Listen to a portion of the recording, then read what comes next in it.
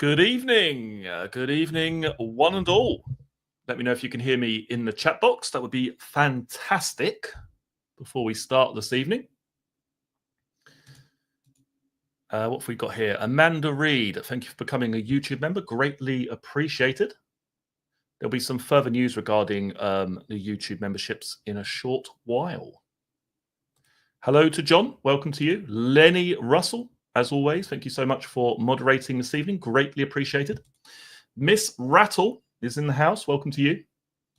Amanda Reed, welcome to you. Lucy Blue, Terence the Legend Stamper is here. Thank you for joining us. Who else we got here? Emma Rose, welcome to you. Mr. Bazda, thanks for joining us this evening. Michelle, as always, thank you very much for being here. David Zimmerman, welcome to you. Lucy Blue, as always, thanks for joining us for tonight's live stream. See if I've missed anyone out. Don't think I have. I think that's pretty much everybody that I can see here. Let's just zoom down. Susie M, welcome. Thank you very much. Fiona Hamilton, Violet, JB, Tanya Morton, Crystal Klein, Frankly McShankly. No, frankly Mr. Shankly. Almost. Jenny Christie, welcome to you. Lorna Hyatt, Mrs. S. So yeah, basically it's pretty much the same format that we've been going with for the past week or so, with a look at the official court transcripts from Lucy Letby's original trial. We're going to take a look at Lucy Letby's defence, and that is basically her evidence in chief, where she was asking questions posed by her own barrister, Benjamin Myers, KC. And then we'll be taking a look at Lucy Letby's cross-examination, again on the same case, which obviously took place with the prosecution. Now, what we're going to do on tonight's one is I'm going to narrate for you Lucy Letby's evidence in chief, but then we're actually going to play the video for Lucy Letby's cross-examination, because what I realised earlier is that it was around about probably well over an hour in length and around about 150 pages, which I'll need to edit, colour and all that sort of stuff. So I thought, rather than doing all of that, why don't I simply use the video with the cross-examination that I've recorded previously with the subtitles, and then I'll jump in at points where I can sort of catch up with the chat. And yeah, we'll see how that goes. See if you prefer it that way or me reading it live with it on the screen. But we'll see how we go. We'll see how we go. And a little bit of a announcement. So I'll be giving away 10 memberships later on in the stream. Once we finish the evidence in chief, I'll be giving away personally 10 memberships for viewers of the channel. And you'll be able to join us on that private member stream, which takes place once per week. And this week, I would imagine it will be either on Saturday or Sunday, but I'll keep you updated, most likely tomorrow, with exactly when that's going to be. But as I say, I'll be gifting 10 memberships later on in the stream. And thank you to everybody who has joined so far. Thank you to Lenny yesterday, who kindly gifted 10 memberships. That was incredibly generous of you. And who else we got here? Jill Pendleton. Thank you for joining us this evening. Let's try and catch up with the chat here. Beautifully Fractured is in the house. Welcome to you. Let's have a look here. Emma Rose Broccoli, welcome to you. Carol 7687. Evening from Essex. Whereabouts? That's where I'm from. Vicky Maguire, welcome to you. Right, so I'm a little bit low on the old green tea this evening, so I may need someone to bring me in one later on, but we'll see how we get on. And I'll start, as I say, probably in a couple of minutes with the evidence in chief. Market there, welcome to you. And again, thank you so much to each and every one of you for joining us this evening. It's always fantastic to see the same people here each and every night. So again, a massive thank you to the viewers of this particular live stream. And Lindsay H, welcome to you. Yeah, like I say, once we get to the end of Lucy Letby's evidence in chief, I'll be gifting 10 memberships. Hopefully, the worst part of that is that I can't choose who actually gets them. It's done at random. But 10 random members who are not currently members will be gifted a membership, which will last 1 month. And that will entitle you or allow you to join into the private live streams, which take place once per week. And if you don't wish to leave it to chance, And if you wish to support the channel in any way, shape or form, you can find out how to do that down in the video description box below. What we're about to read here are the official court transcripts paid for and purchased by myself and the channel. And we'll give it probably another couple of minutes and then we'll get going with Lucy Letby's evidence in chief. Anne McGee, welcome to you. Abigail O'Keefe, thank you for joining us this evening. Vicky Maguire with the £2.99 super sticker. Greatly appreciated, Vicky. Thank you very much. Where's your dog, John? Well, my dog is not under the table this evening. I can actually hear her running about on the wooden floor outside the room, which is incredibly annoying. So I might have to bring her back in a little while, but we'll see. Totem Crow, welcome to you. I'm lurking as I'm tired tonight. No problem at all. Thank you for being here. It's greatly appreciated. No, Michelle, I can just hear these little tip taps, these little, tippy tappies outside the door. Let me just see if I can, as soon as I open the door, she's just going to come in. So give me a second.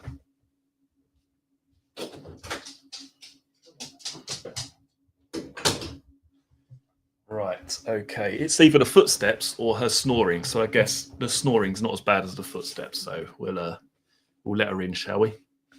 Right then, okay. Let's start from the top, shall we, with Lucy Letby's evidence in chief. And this is, as I say, this is going to be questions posed by Lucy Letby's defence barrister, Benjamin Myers, KC. And it starts as follows. I would like to turn next to child H. If we just pause to give me a moment to catch up with myself, we'll deal with a little summary to take us back to the events of child H, who is the baby, ladies and gentlemen, with the 3 chest drains. You may remember that. That's where we come to next, Miss Letby. We are dealing with counts 10 and 11 now on this indictment. Lucy replies, yes. Just to remind ourselves about the introductory details of child H, can we put up tile 2, please, just behind that? Thank you very much, Mr. Murphy. So child H, born on the 22nd of September 2015 at 1822. A 34-week and 4-day gestation baby. 2.33 kilograms, born in fact after an emergency caesarean section. The events that we're looking at were on the 26th and then 27th of September. I'm going to come to those in a moment. But other aspects of the chronology, by no means all of it, but other aspects that aren't on the sequence of events, so I'm going to remind us of it now. Child G, why have we got child G there? I think he makes a mistake here, by the way. Child G was born on the 22nd of September 2015 at 1822. She received surfactant, or rather didn't receive surfactant until 11:30 on the 24th of September 2015, which is 41 hours after her birth. So that's when she received surfactant, 11:30 on the 24th of September. I'm sure you're supposed to say child H there, but we'll continue. 10 a.m. on the 24th of September is the time of the first chest drain inserted by Dr. Harkness. I'm giving you the detail of that, Miss Letby, and members of the jury, because that isn't on the sequence of events. But you'll recall there were 3 drains in total. Drain 1 was on the 24th of September in the morning. Drain 2 was on the 25th of September at 3 a.m. and that was inserted by Dr. J. Ram. Drain 3, almost 24 hours later, is the 26th of September 2015 at 2:15 a.m. by Dr. Gibbs. For everyone's ease of reference, the second drain at 3 o'clock in the morning of the 25th, the details relating to that are on tile 76. That third drain with Dr. Gibbs at 2:15 on the 26th is on tile 243. That's his note relating to that. That's really just for everyone's ease of reference. Then we come to count 10. That's at 3:22 on the morning of the 26th, a little more than an hour after the third chest drain was inserted. At 3:22 that morning, there was a profound desaturation to 30%. We'll look at some of the details of that shortly. Count 11, the next event, is the following morning, early morning, the 27th of September. It's about 00:55, when there was a desaturation to the 40s. So that's just to give us a basic chronology of what took place and when. Born on the 22nd of September, the 3 drains in over the 24th, the 3 drains in over the 24th to the 26th, and then the 2 events, 3:22 on the morning of the 26th is count 10, 00:55 on the 27th is count 11. Outside what is on the medical notes for child H, Miss Letby, do you have any significant degree of recollection of events concerning her? She replies, I remember child H, and I remember her because of her care needs, but in terms of specific details, no, not without referring to the notes. Mr. Myers, right. Do you recall in general terms how busy the unit was over this period? We're talking in particular with child H during September 2015. She replies, yes, the unit was very busy at that time. Mr. Myers, I'm going to ask if we could put up tile 27, which is a message. Thank you, Mr. Murphy. 9:15 on the morning of the 24th of September. The morning, as it happens, that the first chest drain was put in. It's from you to Nurse E. The message says it's completely unsafe and an emoji. Yeah, I told Yvonne F. that, and she's going to look into it. I still have to do next Wednesday day, as can't cover it, but getting paid as overtime for last night, kiss. What's the reference about it's completely unsafe? She replies, the staffing levels on the unit. Mr. Myers, why would you be telling Yvonne Farmer about that? She replies, Yvonne Farmer is part of the management team. Mr. Myers, is she one of the names that we saw in that management meeting? Then when we looked at she replies, she is, yes. Child G event on the 21st of September, yes. So she's involved in management. Lucy replies, yes. Can we go next, please, to a message, to tile 33, which is a message from you to Sophie Ellis later that day. 14:07 in the afternoon on the 24th. Quote, oh, Soph, it was pretty bad. 18 babies intubating on handover, and a baby with a sugar of 0.1, exclamation mark. On again tonight, tomorrow, and Saturday. Not had a chance to see Corrie. Was it good? Is that Coronation Street, Corrie? She replies, yes. Mr. Myers, putting that to one side for a moment, if we can. When it says, oh, Soph, it was pretty bad, what's that relating to? She replies, I'm referring to my shift. What's bad? What was bad? Just tell us. Lucy replies, I'm stating there, we've got 18 babies, which is over capacity. The unit catered for 16, and we've now got 18, and there was a lot going on. Obviously, we were intubating on handover, and there was another very poorly baby with a low blood sugar. Mr. Myers, had the unit been as busy as this throughout all the years you'd worked there? She replies, no. Miss Letby, you'll have to raise your voice a little bit. She replies, okay, sorry. What I'd ask was whether the unit had always been as busy as this on all the years that you'd worked there. She replies, no, it was increasingly busy at this period. Right, let's stop there for a second. Okay. Shabby Susanna, welcome to you. Who else we got here this evening? Stuart Kelly, welcome to you. Thank you for joining us yet again. Essex True Crime has slipped in the back door. Welcome to you. Thanks for joining us. Much appreciated. Right, okay. Let's have a sip of the old green tea, then we shall continue.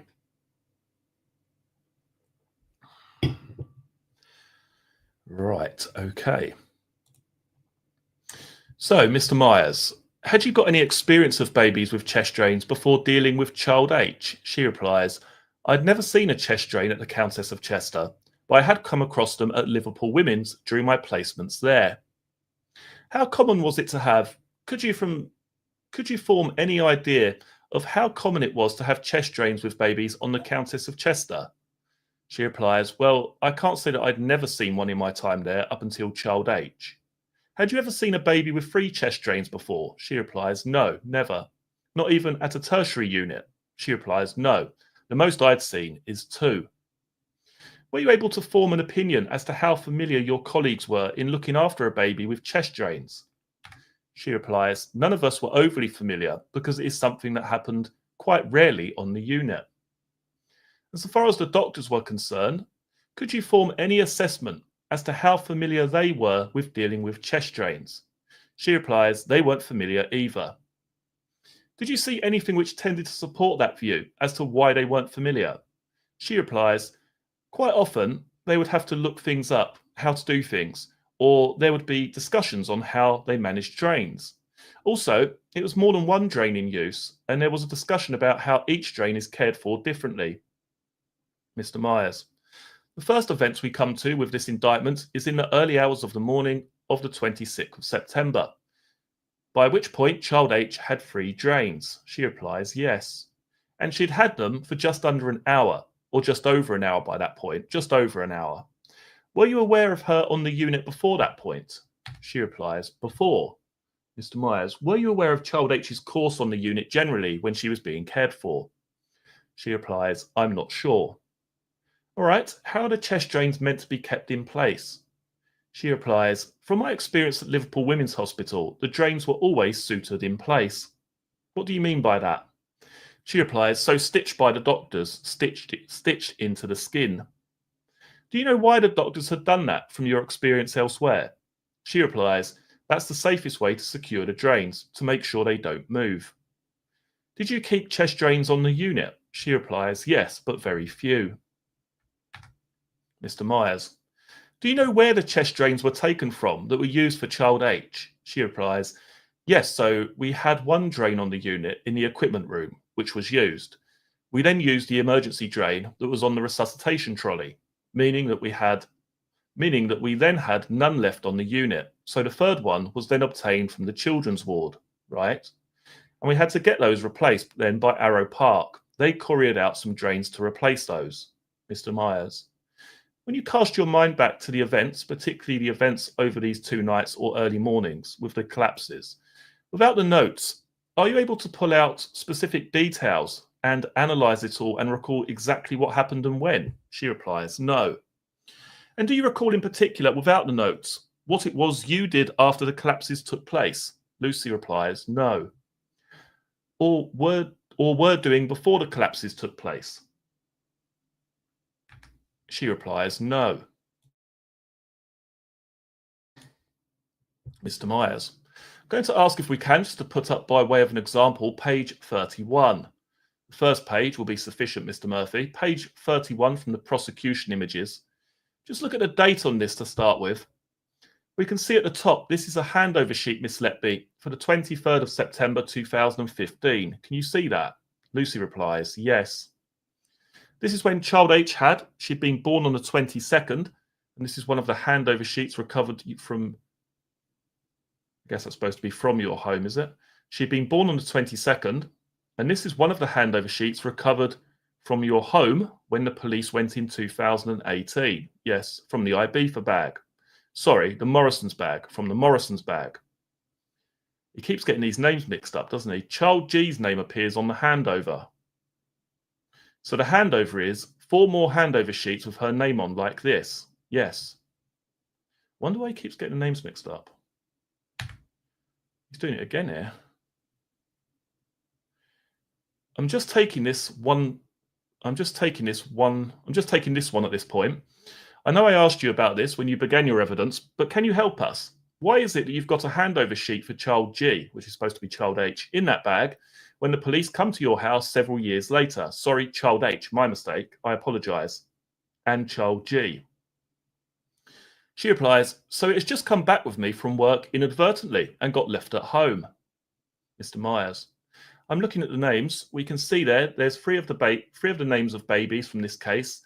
There's child H, child G, and child I. Can you see? She replies, yes. It's not just this one. There are another 4 with child H's name on. Yes. And some of the other names on over this period. Yes. So again, I'm going to ask you, how is it that they find their way from the unit to you back home?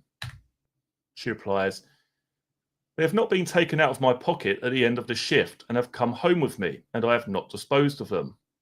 Mr. Myers, did you mean to take them home? No. We've heard that there were, I'll just remind us all, 257 handover sheets in total. Yes. 31 relating or including the names of children on this indictment. Lucy replies, yes. Did you never think to yourself, well, I've got quite a lot of these handover sheets. I think it's time to get rid of them all, or get rid of all this lot? She replies, no, I did not recall having that many.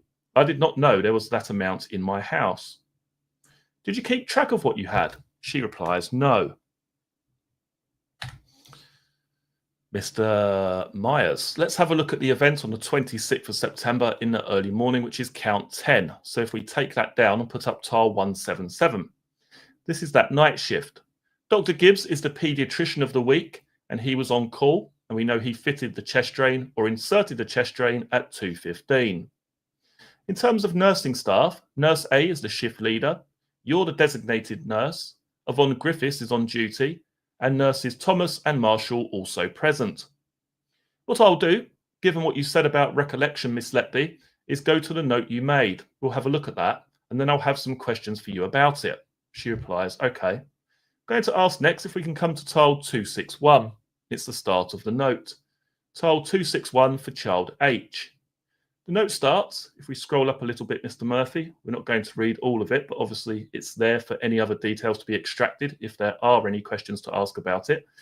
26th of September, 04:14 that morning. Lucy replies, yes. This is made after the event. Lucy replies, yes. Mr. Myers, by you? She replies, yes.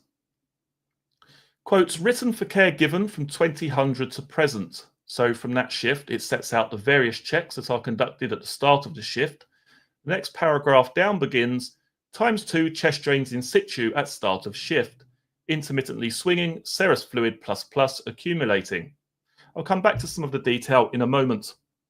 23:30 bradycardia and desaturation requiring neopuff in 100%. 100% what, by the way? Lucy replies, oxygen. Oxygen to recover. 10 mil, should that be air? She replies, yes. Right, stop there for a second. Right, okay. Leslie, welcome to you. Thank you for joining us this evening. Greatly appreciated. Shoraday, thank you for being here.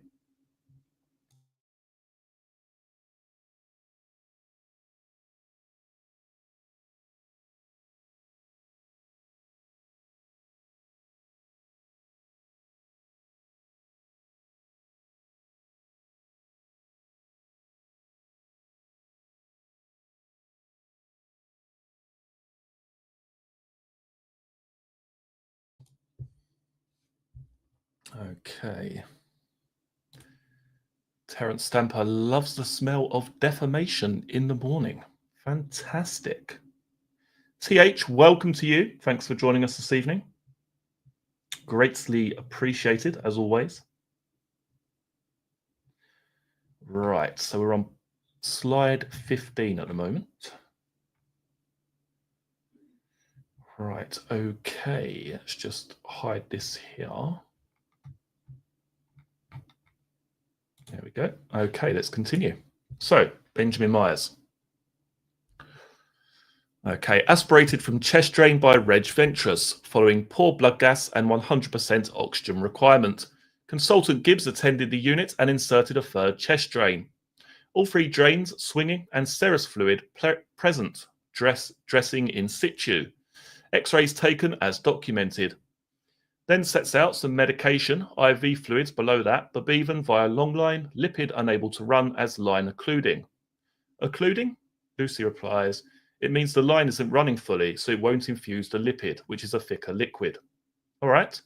Doctors aware, medications given as prescribed. Blood transfusion completed at 0200 via peripheral line. I'll come back to that. Observations within normal range, sodium chloride bolus at 250. Mean blood pressure 33. Child H desaturating ++ on handling. Minimal handling observed when possible.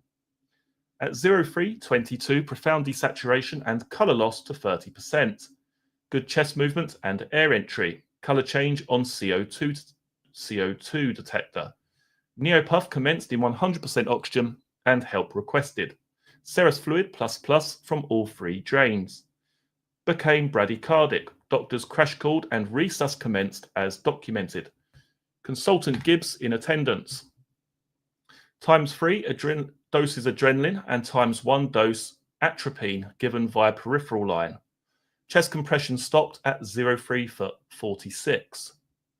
after which, relatively speaking, child H's condition was stabilised.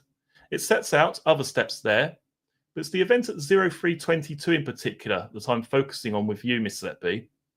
Outside what is written in this note, again, I'm going to ask, do you have particular recollections of what happened with child H on this early morning? Lucy replies, not with any specific detail, no. Just in terms of the detail, you refer in two different places to chest drains and about them swinging. You describe when there were two, them intermittently swinging. And when there were three fitted, the third one had been fitted, you talk about chest drains swinging. What are you describing when you say that? She replies, swinging is the nursing term that we use to say that the drains are working. And by swinging, it means that we can see serous fluid, so just bodily fluid moving in and out of the drains, which shows the drain is working. Mr. Myers, and when you say in and out of the drain, which bit? What are you looking at? Lucy replies, there's a clear tubing that comes out of the drain that attaches to either a pot or a valve. And swinging means that the fluid is moving back and forth, which means air is coming in and out of the drain as needed. Mr. Myers. So after 2:15, would there have been 3 tubes coming out of child H's chest? Yes, 3 drains. She replies, 3 separate drains with 3 separate tubings, yes. And each of those was swinging with serous fluid. Serous fluid, is that anything in particular? She replies, just like a straw-coloured fluid that's natural fluid in the body. Where does that fluid go as it comes through the drain?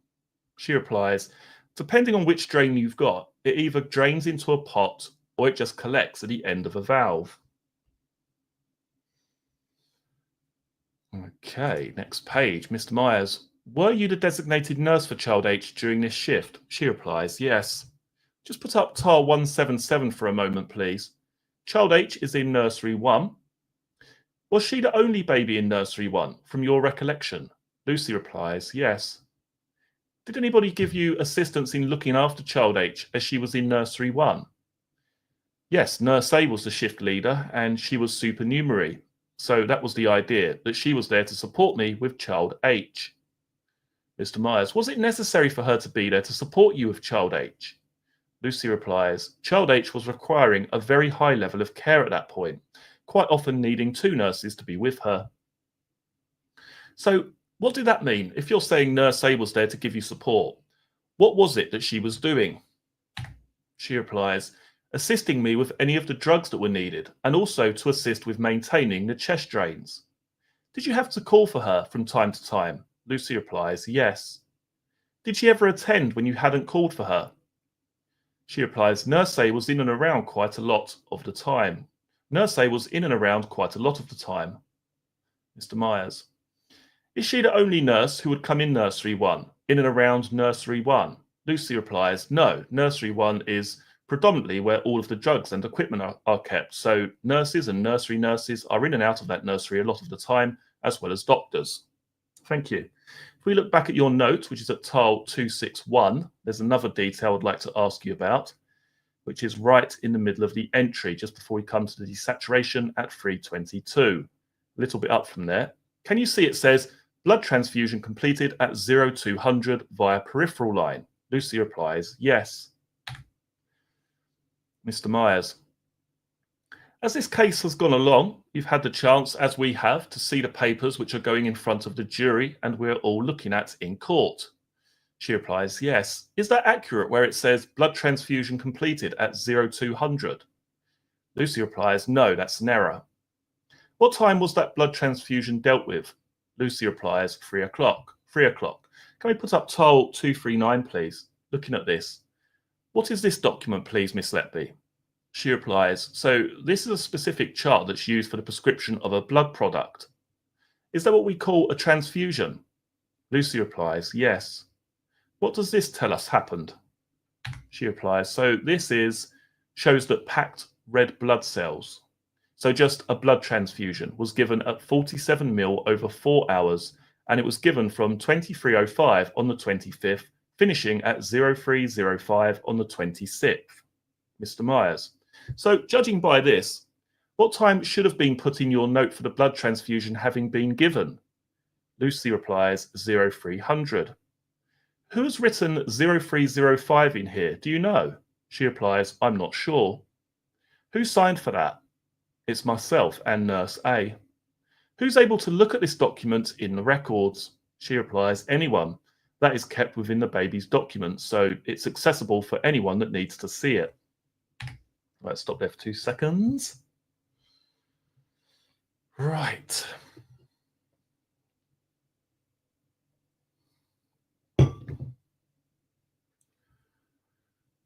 Right, okay. Killer Hills, welcome to you. Thank you for joining us this evening. Greatly appreciated, as always. Right, let's continue onwards. I wish they'd make it easier to make these comments disappear. For some reason, it doesn't always pop up, which is very annoying. There we go. Right, let's continue. Mr. Myers, could we look at tile 242, which is the observation chart, just dealing with the same thing? Tile 242, please, Mr. Murphy. At 0200, what does your entry say there? Can you see, Miss Letby? She replies, a chest drain's been inserted at 0210 and a saline bolus given at 0250. Nicholas Johnson, Benjamin Myers even replies, right. And then we've got Mr. Justice Goss, who then says, sorry, what does it say? Chest, and then what's the next? Lucy replies, chest drain. A chest drain is inserted, started at 0210, and then a 10 mil kg saline bolus at 0250 via the long line. Mr. Myers, all right. The chest drain is the third one that was fitted, and that's by Dr. Gibbs. Lucy replies, yes. The bolus actually has a timing there, 0250. Lucy replies, yes. Mr. Myers, and under what time you have written blood complete? If you were to go right to the top of that column, what's the time? Lucy replies, sometime after 3 o'clock. Yes, all right. 3:24 is resus. Yes. We can see from those charts when it was that the blood transfusion was completed. Lucy replies, yes. Is there some sinister reason why in the nursing notes it says transfusion at 0200? Lucy replies, no, that's just an error on my part when I was writing the notes. Mr. Myers, is there any mystery for anybody who wants to see on these charts where it says blood completed? Are they readily accessible? She replies, they are, yes. There's also readings on the right-hand side of this chart to show when the transfusion stopped, and also on the observation chart as well. So many areas that the times are documented in, as well as my nursing note. Mr. Myers, outside what you put in your nursing note, is there anything you're able to add as to the care for child H, or what happened when she did have that desaturation at 322, 324? She replies, no. Was she stabilized? Lucy replies, after that. She replies, yes. Can we go to tile 296, please, Mr. Murphy, next? We're going to look at several lines here and then a handful more that come a little later on. 8:49 on the 26th of September. So this is the same morning, but later on. Lucy replies, yes. All right, 2 seconds.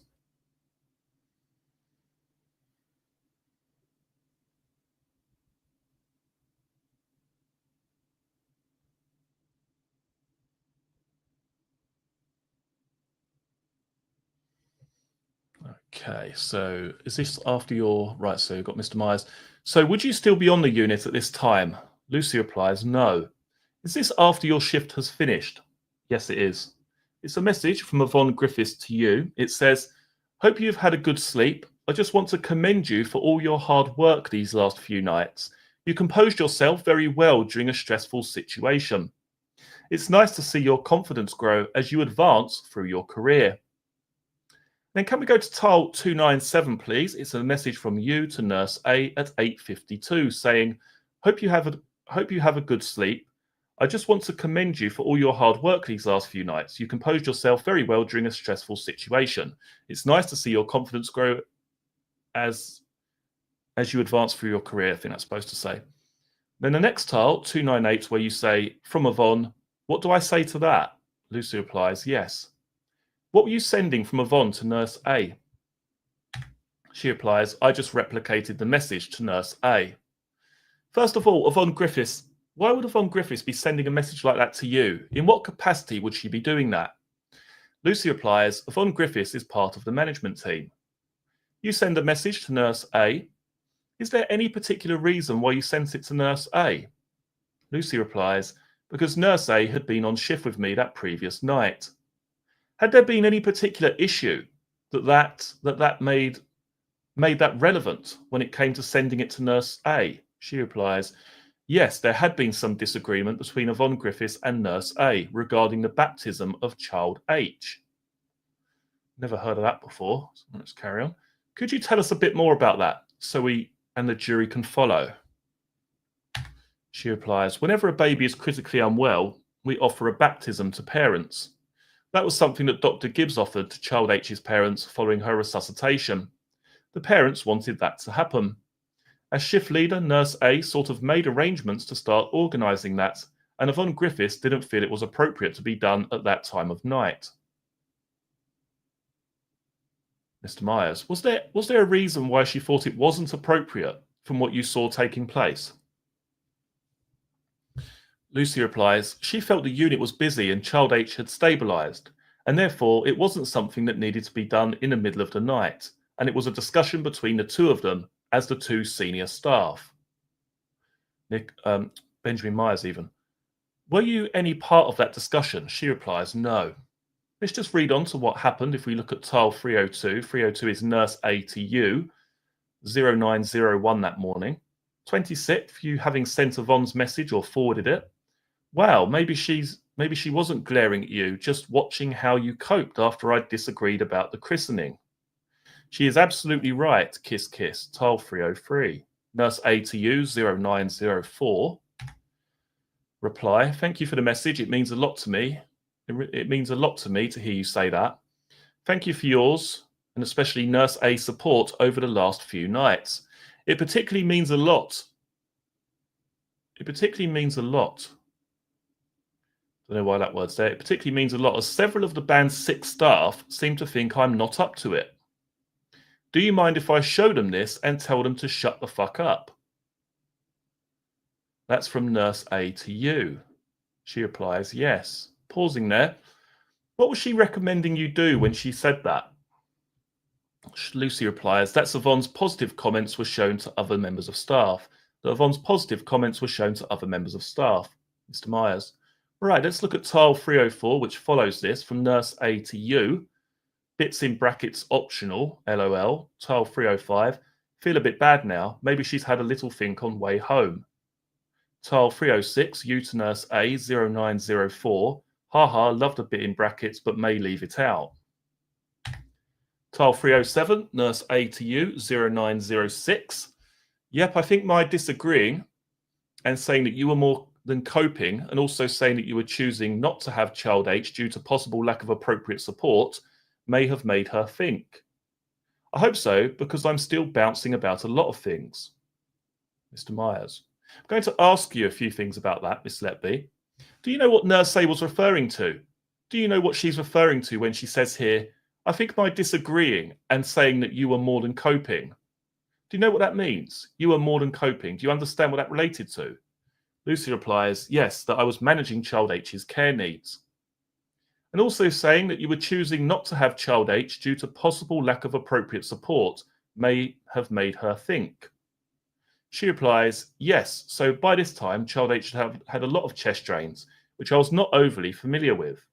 I had voiced that to staff, and that's why Nurse A was placed in the nursery with me to care for child H between the two of us. Mr. Myers. But it says you were choosing not to have child H due to possible lack of appropriate support. Lucy replies, yes, I said I wasn't happy to have child H on my own. The prosecution say you wanted to kill her. Didn't you want to kill her? Didn't you want her on her own so you could kill her? She replies, no. What were you asking for? Lucy replies, I wanted support from a senior member of staff. All right, let's read on then, please. Tile 308, Nurse A to you, 0907. I haven't had a message, LOL. I think I've pissed her off big time. Next message, 309, 0907. You say to Yvonne, Thank you. That's really nice to hear, as I gather you are aware of some of the not so positive comments that have been made recently regarding my role, which I have found quite upsetting. Our job is a pleasure to do, and just hope I do the best for the babies and their families. Thank you to you and Nurse A for your support. Pausing there, what are you referring to when you say, I gather you are aware of some of the not so positive comments that have been made recently regarding my role, which I have found quite upsetting. Lucy replies, some of the existing staff members weren't overly happy with people like myself and Shelley Tomlins having babies in nursery 1. Mr. Myers, can you explain what that's about or why that is? Lucy replies, so quite often when you're newly qualified and just done your ITU course, you're encouraged to go into nursery 1 to get experience. And I think some of the other staff felt that they wanted that experience and that they had got that at the tertiary centres. I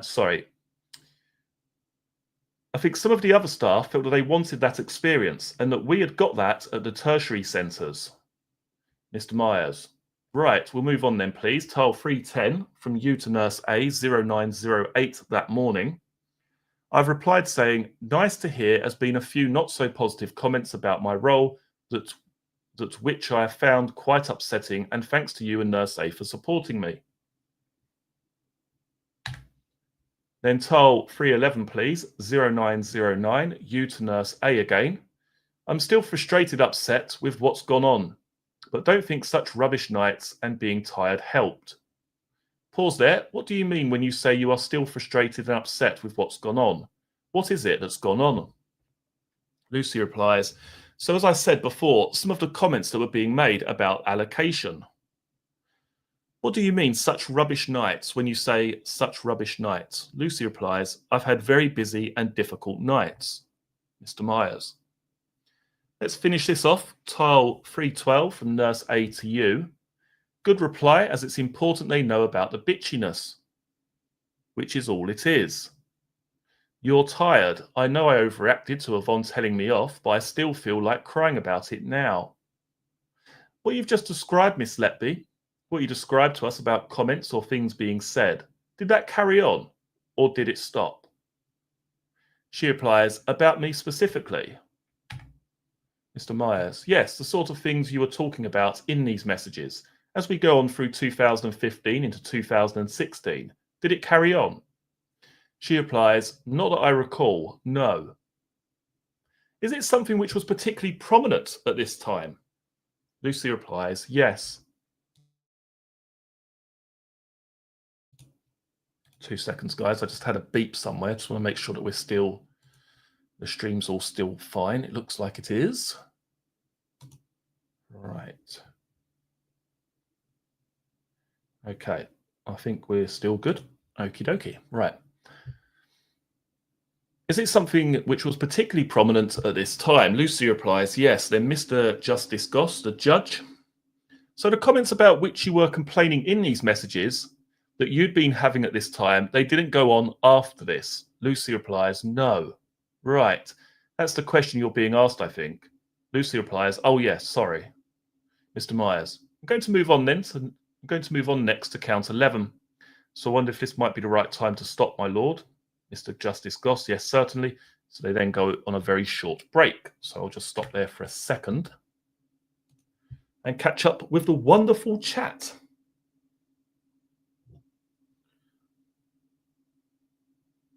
Right, you're going to have to give me a couple of minutes, guys, because I desperately need to refill this green tea. So just give me a second and I'll be right back.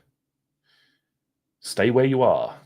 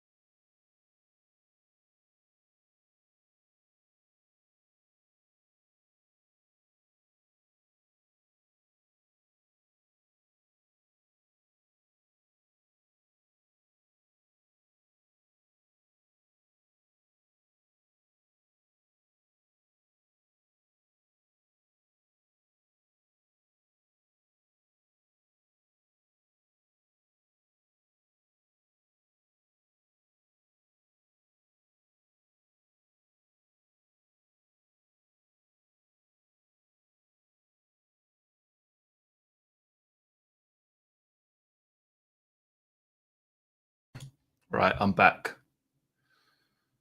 Okay, let's get rid of this banner. Right, okay, let's have another 30-second little breather and then we shall continue.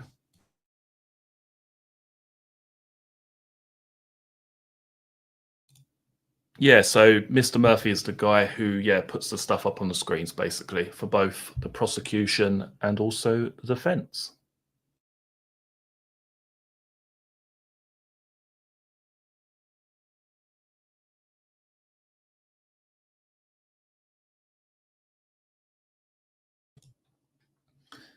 Yeah, I can't be doing that, David. I need to keep the old vocal cords fresh. You know what I'm saying? The old green tea seems to work quite well with that. If I have like lime juice or something else, or even like a Kraken or something like that, just doesn't work as well, sadly.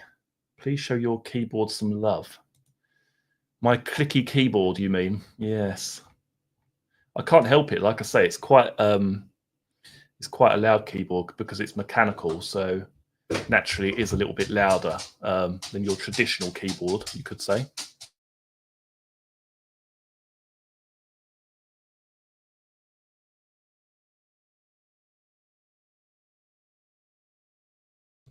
Right, okay, I think we're ready now to resume. But you can carry on, with your glass of was it Shiraz? Whatever works. Yeah, absolutely. Absolutely.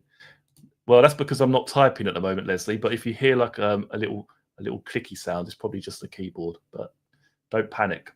Right then, let's get back to it, shall we? Let's get back to business. And again, that button doesn't come up to say hide comments, which is fantastic. Why does it? There we go. Right, let's continue. So after the short adjournment in the presence of the jury, Mr. Myers, Miss Letby, we're going to turn next to the second event relating to child H, and that's count 11 on our indictment. And that is an event that took place on the 27th of September 2015 at 00:55. That's a shift that you were working, and we can just have a look at the layout before we look at the events. That's tile 385, please, Mr. Murphy. Sorry, this is child H, SOE, so that's sequence of events. Just take a moment to absorb the shift, Miss Letby. Who's on? There's a lot of detail we're going through with all of these. We see there's 5 members of staff, 5 members of nursing staff, including the shift leader, Christopher Booth. If we scroll down, we can see the babies and the rooms. So there's 12 babies on this evening, and child H is in nursery 1 with Shelley Tomlins, and you were in nursery 2 with 2 babies there. Lucy replies, yes. And also Christopher Booth is in there. In fact, there's an additional baby that came onto the unit during the course of the night whose initials are LO. Lucy replies, yes. It's recorded at the back of the neonatal review, ladies and gentlemen. LO was transferred onto the unit at about 05:10. So that adds to the babies. But that comes after the event that we're looking at. Do you have any particular recollection of what took place on this night involving child H outside the nursing notes? Lucy replies, no. You weren't her designated nurse? Lucy replies, no. And you're looking after 2 babies in nursery 2? Lucy replies, that's right. Mr. Myers, the allegation relates to an event at 00:55. And just to see what that consists of, I'm going to ask if we can go to the nursing note that was actually made by Shelley Tomlins, who's the nurse who was looking after child H, and that's at tile 436. If we go into that, please, Mr. Murphy. There is an amount of material to look at here that Nurse Tomlins has recorded, and it's necessary, as with other cases, for me to look at the material so we can acquaint ourselves with what had taken place before I ask you to say what you're able to say. Nurse Tomlins' note was a number of notes made by Nurse Tomlins. I'm not going to deal with the content of all of them, but we can see the first note made is at 22:53. Is that right? That night, sorry. Do you see that, Miss Letby? She replies, yes. Starting from when the shift began at 2000 hours and identifying that care was taken over for child H, I'm going to pick out events as we go through. If we look at the second paragraph, it says drain removal, long line occluded frequently while bolusing. Therefore, 5 ml of 5.8 ml dose given. Around 2030, child H had profound desaturation and brady. Air entry no longer heard and capnography negative. That means no colour change on the capnograph, as we now know. Therefore, ETT removed and doctors crash bleeped. Child H bagged up well with jaw thrust. Child H bagged up well with jaw thrust. New ETT cited by Dr. Neem on second attempt. It goes on to deal with what happened there. That is an event at 2030, not something attributed to you, not something you're blamed for, Miss Letby. Lucy replies, no. But that's a profound desaturation and bradycardia at 2030. If we scroll down, please, same nurse, same nursery, same baby. Shelley Tomlins at 23:09 that night with an entry now for 21:45. Again, not the incident on the indictment that's brought against you, but 21:45. Desaturation to 40% despite good air entry and positive capnography. ETT suction quickly with thick bloodstained secretions noted. Child H recovered quickly after. Neopuffed effectively via tube. Were you aware of anything to do with that? She replies, no. Go down to the next entry, an entry made at 02:52 by Shelley Tomlins, now in the morning of the 27th of September. 00:55, profound desaturation to 40% despite equal bilateral air entry. And it says pause. Can we go to tile 442 then, please? There we are, carrying on the left, on the top left, we've just seen an entry for 00:55. Profound desaturation to 40% despite equal bilateral air entry. And we carry on here, and positive capnography. ET suction yielded nil secretions. Child H then went bradycardic at 01:07 to 40 beats per minute and required chest compressions, an ad written at 01:08. Saline bolus given at 01:12 hours. Transillumination showed no further pneumothorax. Chest x-ray, perhaps that should be, ordered and carried out, including one left lateral angle. This incident is one for which you were blamed, Miss Letby. Did you have any involvement with this? She replies, no. This incident is one for which you were blamed. Okay. Mr. Myers, did you have any awareness of this happening at the time it happened from your recollection? She replies, not from memory, no. Did you have anything to do with it? No. Right, if we carry on and scroll down, please, the next entry at 03:49, now at 03:30, an incident recorded, again, not the one alleged against you. Profound desaturation to 60s, again requiring neopuffing with no known cause for desat. Air entry still heard bilaterally and capnography positive. Copious amounts of secretions yielded orally, pink tinged. Small amounts of ET secretions gained, again pink tinged. It goes on to say, heart rate mainly normal during desat, recovered slowly. References to urine output and transfer to Arrow Park. We can see at 05:58 an entry by Nurse Tomlins saying, Child H moved to transport incubator without issue. The notes by Nurse Tomlins identify events at 20:30, profound desaturation and bradycardia. An event at 21:45, desaturation, an event at 00:55, desaturation and resuscitative, yeah, that'll do, measures required, and an event at 03:30. Did you have any particular awareness of any of these on this evening so far as you can remember? She replies, no. Resuscitative. That is such a, let's not even go there. Right, Mr. Myers. Are you able to account for what happened on any of them? She replies, no. Do you recall what involvement, if any, you had with Child H on this particular night independently? Lucy replies, I don't recall any from memory. I just want to look at your involvement, so far as it's recorded here, with Child H on this evening before the event alleged against you at 00:55. Can you assist us with what we see at 22:12, please? Looking at this, Miss Letby, line 71. Lucy replies, yes, myself and Shelley Tomlins have given a medication to Child H. So you and Shelley Tomlins giving medication to Child H? Lucy replies, yes. That's timed at 22:12. I just wonder if we can, hoping we don't lose the neonatal review, so we can go back to it in a moment. Go to tile 405 to see what that was. One moment. So what medication are we dealing with here? She replies, benzylpenicillin. Mr. Myers. Excuse me. If we look further down the page, a bit further down to see who did what, 2212. Can you see the first entry? Lucy replies, yes. Can you tell us what it is that's happened there? So that's myself and Shelley Tomlins signing to say that benzylpenicillin was given at 2212 to child H. Where it says looking across from there, filed 2213.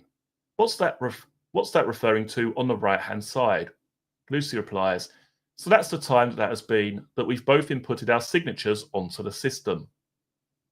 So when we look in the neonatal review on line 71, I can see we've all got it in front of us. Can we see their prescription 2212? Lucy replies, that's the time medication was actually given, but 2213 is the time we've both finished on the computer. Mr. Myers, that's why on line 73 we have a pair that goes with that. It says e-prescription administration history update made on computer. Lucy replies, yes. Mr. Myers, so although there are 4 entries, there are actually 2 medications being delivered. Is that right? Lucy replies, that's right, yes. So that was the first of them, 2212. Line 72 is the second. What does that tell us? Lucy replies, same again. A medication was administered at 2213. And on this occasion, can we look at tile 415? Can we go into that to see what the medication is? What was being administered at 2212?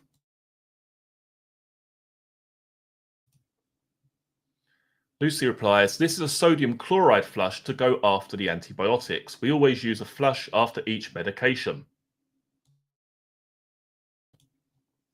Mr. Myers, if we can scroll down, we'll see where that's recorded. Can you see there, Miss Letby, where the flush you're describing is actually recorded? She replies, yes. Where is that? And tell us what it shows. She replies, it's where the arrow is now, so it's 2213. 2 ml of sodium chloride was given by myself and Shelley Tomlins.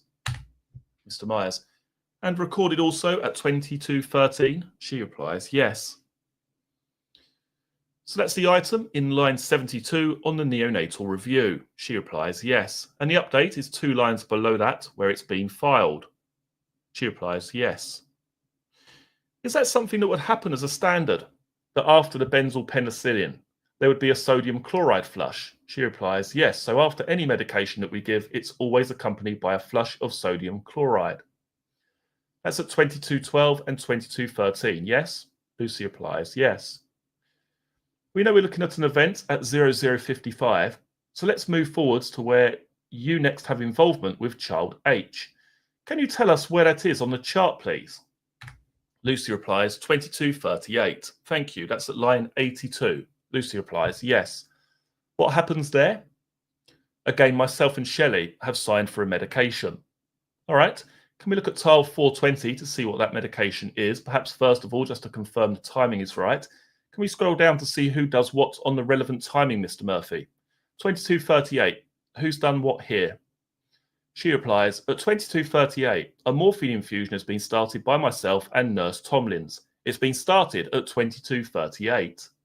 So line 82 on the neonatal review, 2238, it's got you and Nurse Tomlins recorded. Lucy replies, yes.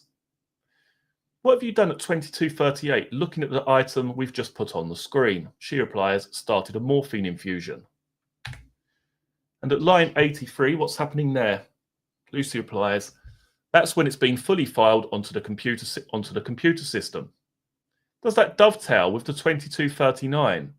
Lucy, the 2239 on the right-hand side, yes. So that's the involvement with you and child H at 2239.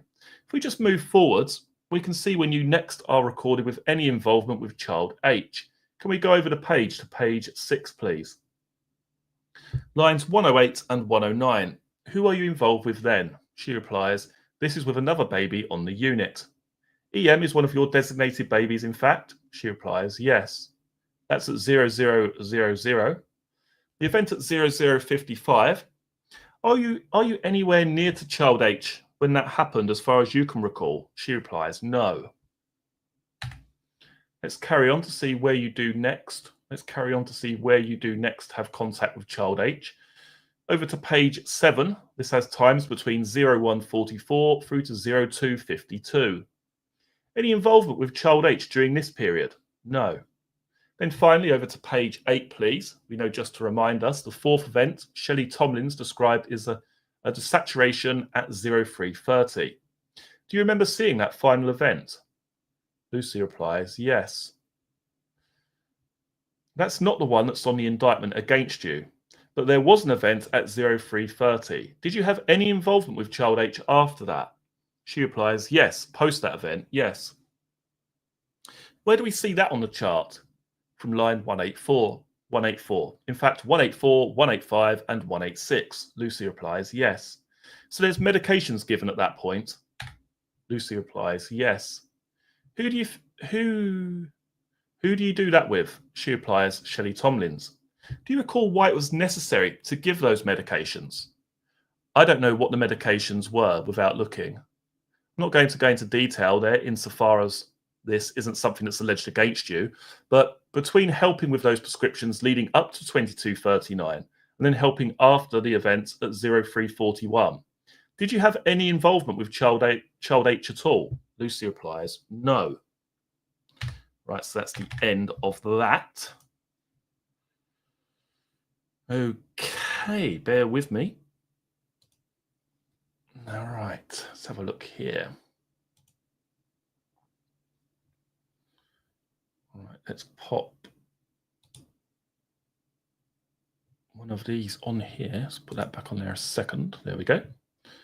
Just catch up with the chat. And in a couple of minutes time, we're going to, or I'm going to, I should say, gift 10 memberships to my wonderful supporters. Therefore, whoever does get these 10 memberships, as I say, this is done completely at random. You'll be able to join us on either Saturday or Sunday for the private member stream, which takes place once per week and is available to members of the channel. Right, let's have a look here.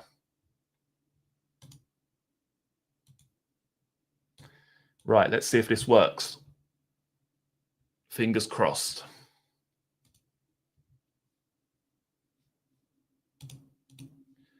Okay.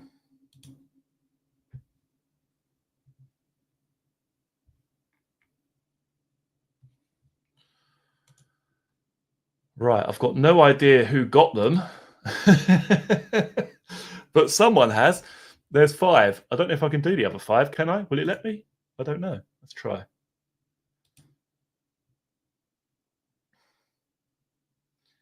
Let's have a look. Oh, I can. There we go.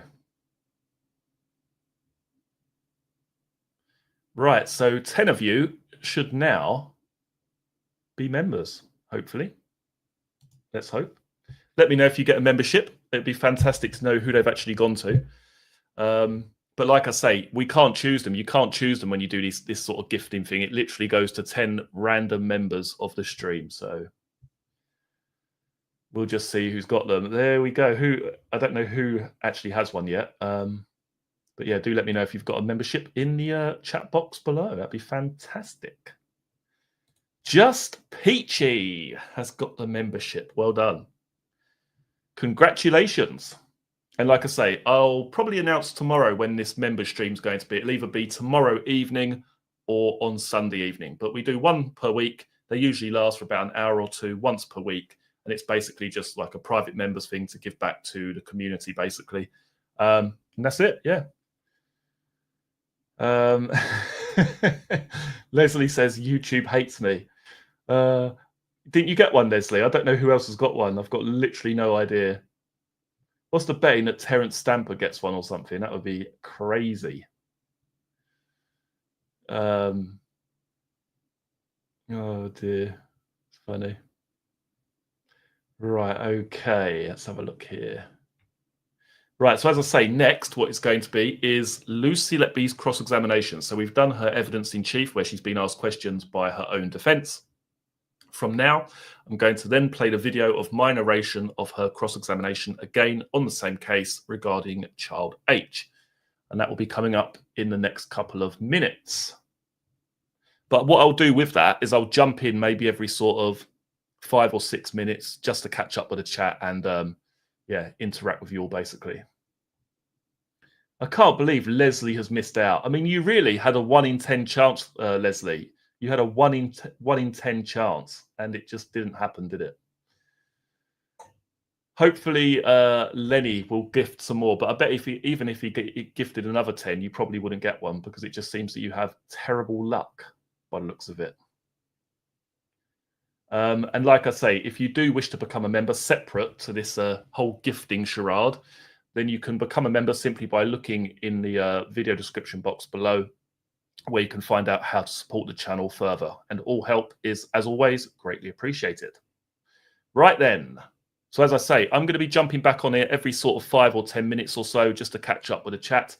But for now, we will play Lucy Letby's cross-examination, where she was asked questions based on this same case, the case of Child H, but by the prosecution. So let's remove the banner. Which one is it? This one. Okay. And the comment there. That's fine. Oh, yeah, and don't forget to hit the like button. I forgot about that. Right. Okay. Let's get started. Well, let's move on to the case of Child H, please. If we take that picture down, Mr. Murphy. Thank you. Do you remember Child H? Yes. Very memorable. I've got no idea why. Full screen layout. There we go. We're cooking with gas now. Right, off we go. Sorry about that.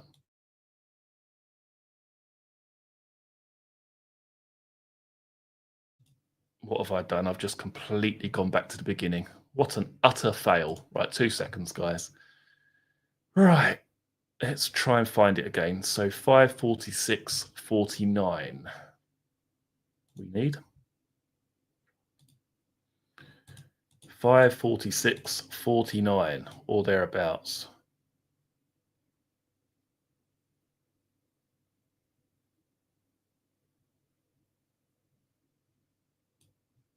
Okay, so if I mute this and then just move it forward, then we should be all good. Hopefully. So that was basically what we covered yesterday. Right, so here we go. Child H, cross-examination. Well, let's move on to the case of Child H, please. If we take that picture down, Mr. Murphy. Thank you. Do you remember Child H? Yes. Very memorable, wasn't she? Yes. Because of the chest drains? Yes. You know, don't you, that we make 2 allegations of attempted murder against you? Yes. Counts 10 and 11, which relate to 2 episodes of cardiac arrest in the early hours of the 26th and 27th of September. Yes. Do you have a memory of Child H independently of the notes? Yes, some. You remembered one particular detail, didn't you? That someone had had to courier chest drains from from Arrow Park, I think it was you said? Yes, after the event, not on the night of Child H's collapse. Is that a reflection of how good your memory is, that you can remember little details like that? Yes, it was discussed widely on the unit that it was not acceptable, and we needed to get some couriered in, yes. Did you datix that? I can't recall, I'd have to check. You had one of the handover sheets for Child H, didn't you, under your bed? Yes. And you told the jury on the 15th of May that you didn't know it was under your bed? No. That's not true, is it? Yes, it is. Another thing that you said in answer to questions from your counsel, and if we could just put this up, please. It's in the Child H sequence, and it's tile 309.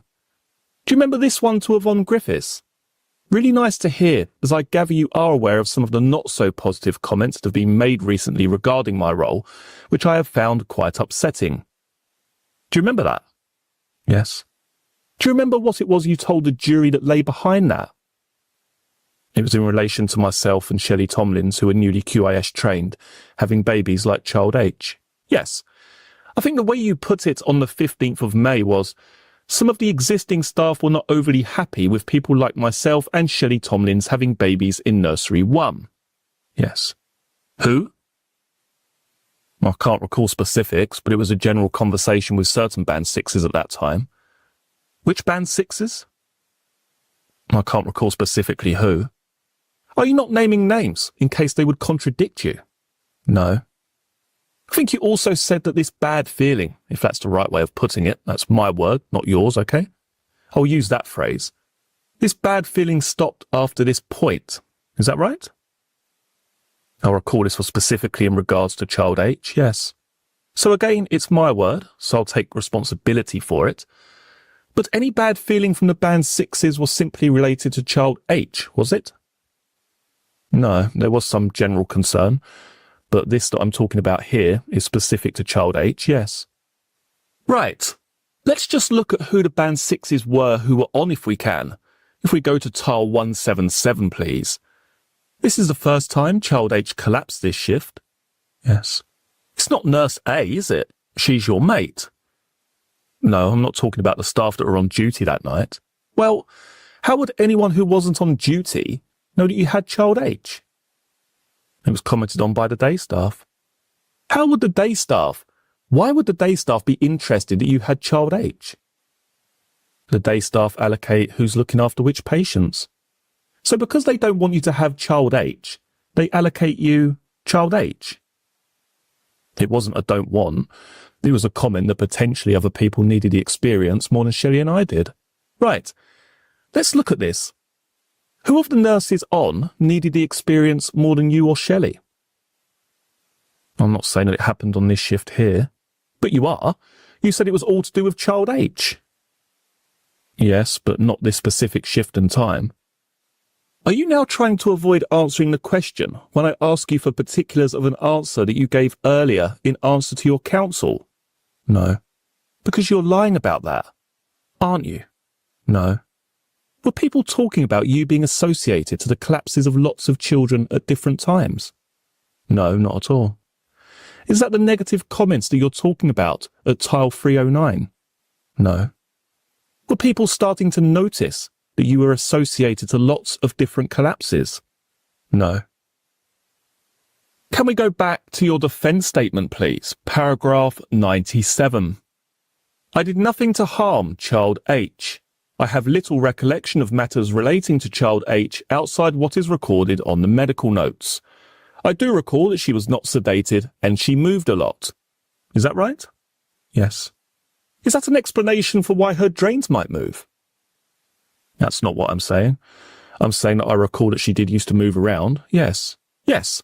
But we can all see that's what you say. What I'm interested in, and what I'll be very much obliged if you would answer, is the reason why you put that in this document. That potentially, yes, she could have dislodged one of the drains. Why not just agree when I ask you the question the first time? Okay. I had never seen a chest drain on a baby at the Countess of Chester before child H, and I've never seen 3 chest drains on a baby at the same time. I'm not sure how familiar all the staff were at the Countess of Chester with chest drains. Fluid came from the chest drains for the whole of her time at the Countess of Chester NNU. The drains were only taped in place, so they were not as secure as if they had been sutured. That's the same point, isn't it? Yes. I question how familiar the doctors were with the use of chest drains. What grounds did you have for questioning how familiar the doctors were with chest drains? There was often discussion amongst the doctors about how to manage drains, and they often sought advice from the consultants about the drains. Right, so by doctors you're referring to non-consultants? Yes, and they would ask advice from their senior colleagues, yes. Registrars and house officers regularly ask advice from their senior, for guidance from their senior colleagues, don't they? Not in how to conduct a procedure, no. Dr. Harkness had to receive advice over the phone from Dr. Gibbs when fitting the chest drain. Yes. So that's the first of the chest drains, isn't it? The first of the 3. I'm not sure specifically which drain. We know Dr. J-Ram, we'll come to it, but I think Dr. J-Ram inserted the second chest drain. Do you remember? I can't remember who inserted which drain now off the top of my head, no. Do you see count 10 is an allegation of attempted murder on September 26th? Yes. So just keep that open, but go back to your defence statement, please. Paragraph 101, count 10, okay? Have you got that? Yes. This is an allegation of attempted murder in the early hours of September 26th. Yes. Your paragraph 101 says, I don't recall any specific episode of desaturation during the night shift of the 25th to 26th of September. Yes. Then count 11 is a very similar allegation of attempted murder, albeit it's on the next night shift, so this is September 27th. Yes. These are 2 night shifts, consecutive night shifts that you were working. Yes. And so far as count 11 is concerned, what you say is this. I do recall that on the 26th to 27th of September, child H deteriorated rapidly. I was with nurse A. Do you agree? Yes. Then you say, as further detail, in my memory, both nights merge into one. I cannot be specific about what I did during either of the collapses. However, on the 26th to 27th of September, and this is count 11, I was looking after another severely disabled baby, and my focus would have been on him. I may have signed for some medication for child H, but I did not administer this. Is that correct? Yes. So is that what the document says? Yes. And is it a correct reflection of what you say about this? No, because I now know, looking at the paperwork, that the baby was born later into the shift. Right. So the severely disabled baby that you are talking about was born later? Yes. Okay. Off the top of your head, do you know the baby's initials? Yes. Would you tell them to us? L.O. L.O.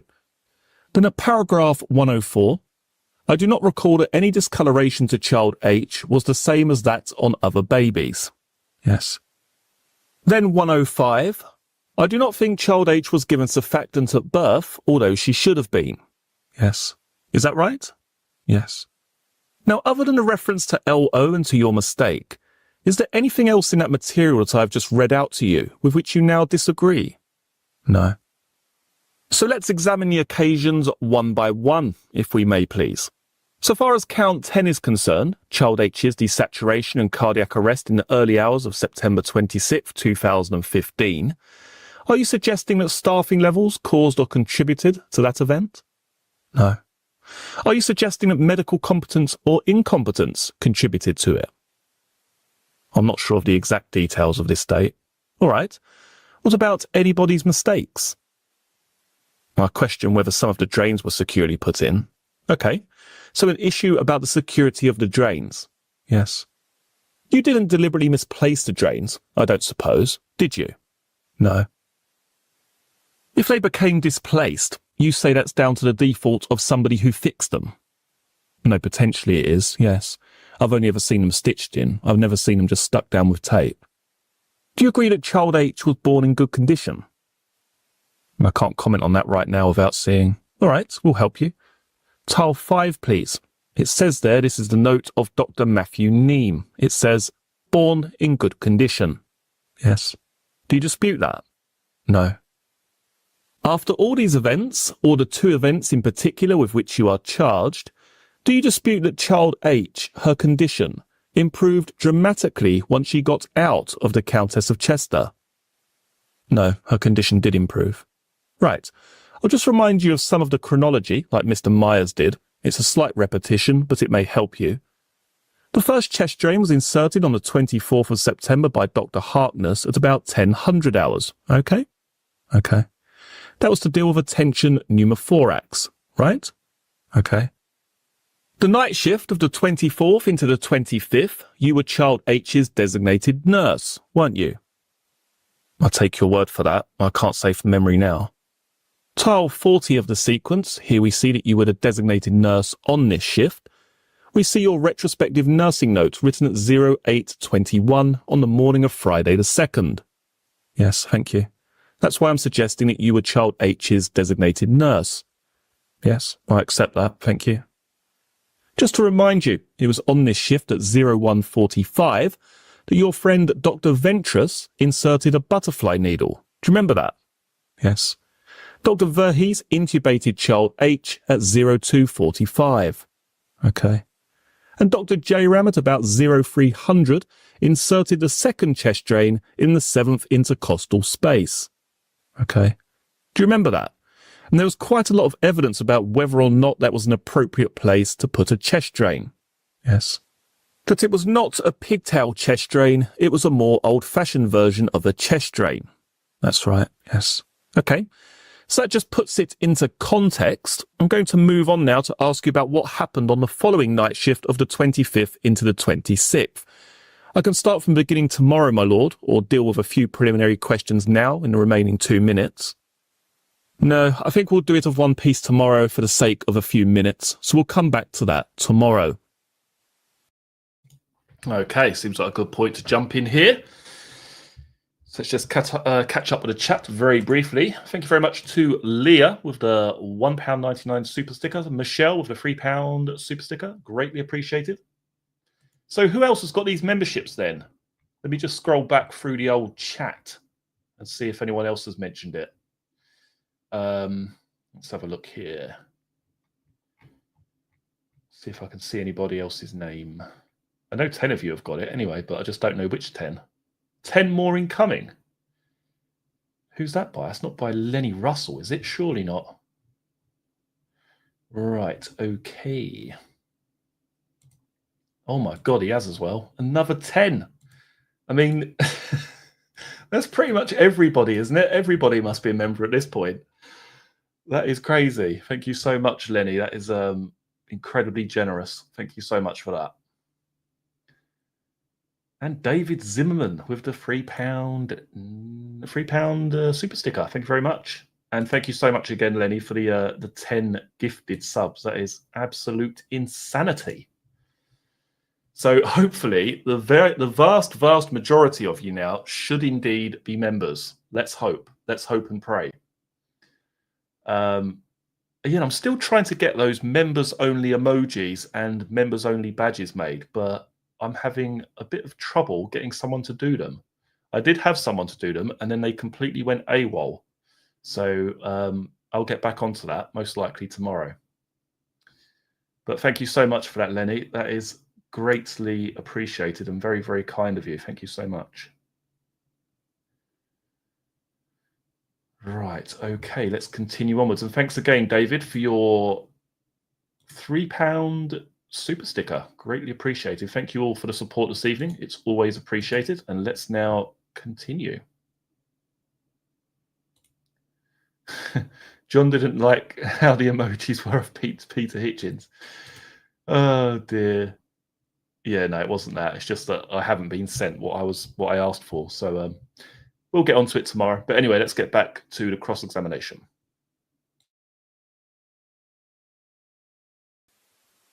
Overnight, have you thought of anything that you have previously said that you would like to amend or add extra detail to? The only thing, you asked me yesterday if the datix had been completed about the chest drains, and I can confirm it was done. Right, and that's by you? Yes. And you remember doing that, do you? Sorry? You remember doing that? I've seen the datix on the system. Right. We've got to count 10, which I can see from here is still open on the desk in front of you. I don't know whether the jury have it. It's behind divider 1 in jury bundle 1. This is an allegation of attempted murder on the 26th of September 2015. You were, of course, on duty on the night shift of the 25th into the 26th, weren't you? Yes. I was asking you whether the staffing levels had in any way, in your view, contributed to Child H's collapse on this shift. No. The second was whether somebody's medical incompetence had contributed in any way to Child H's collapse.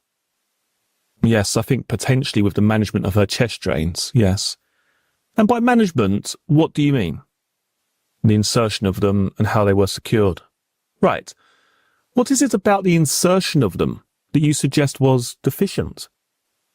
I'm not saying it was deficient, but I think it has been accepted that there were issues with the drains throughout the trial. It's come to light. That's not the question.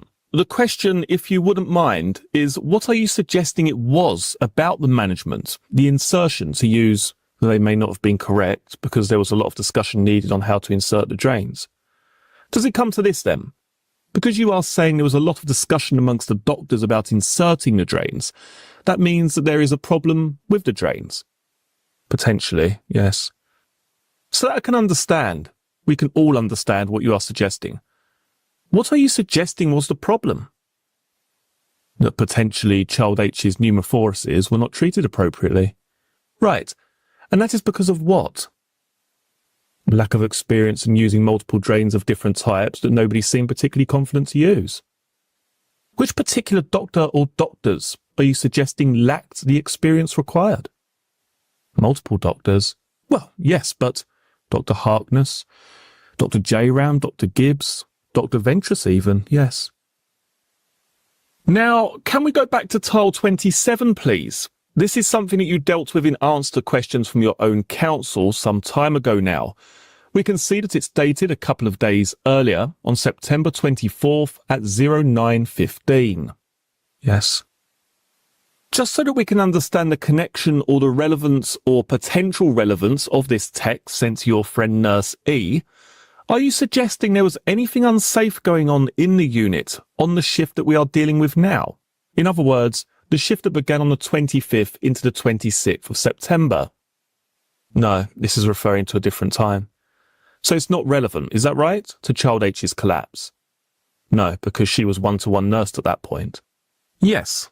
Now, a short time ago when I was asking you about your friend Nurse A, and I was making the point with you that she was truly supernumerary, you suggested that she was in some way responsible for helping you with Child H. Yes. What are you suggesting about her function on that the role of a supernumerary shift leader is to support staff on the unit with medications and anything that would need to be done?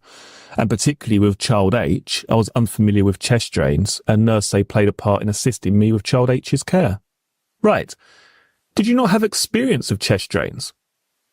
Not a lot of experience, no. I thought you said you had dealt with them at Liverpool. I have, yes, but I've not had a lot of experience with them at the Countess of Chester, no. Did you suggest to anybody at the beginning of this particular shift that in some way your knowledge or experience was deficient? No, I don't think it was deficient. I think it was raised that I didn't have a lot of experience, and part of that was that Nurse A was supernumerary and would be able to assist me. And what are the tasks with which she was assisting you? Well, I can't recall specifically now, but it would have been medications, and I know when she had further chest drains put in, Nurse A helped me with the insertion and setting up of those drains with me. Right, let's deal with those two issues then. Medication, she'd have to co-sign with you. Somebody would have had to have co-signed medication with me, yes. And that would be true of any child, wouldn't it? Yes. So there's nothing exceptional about Child H in that respect? No. So far as the insertion of a chest drain was concerned, which particular chest drain are you suggesting she assisted you with?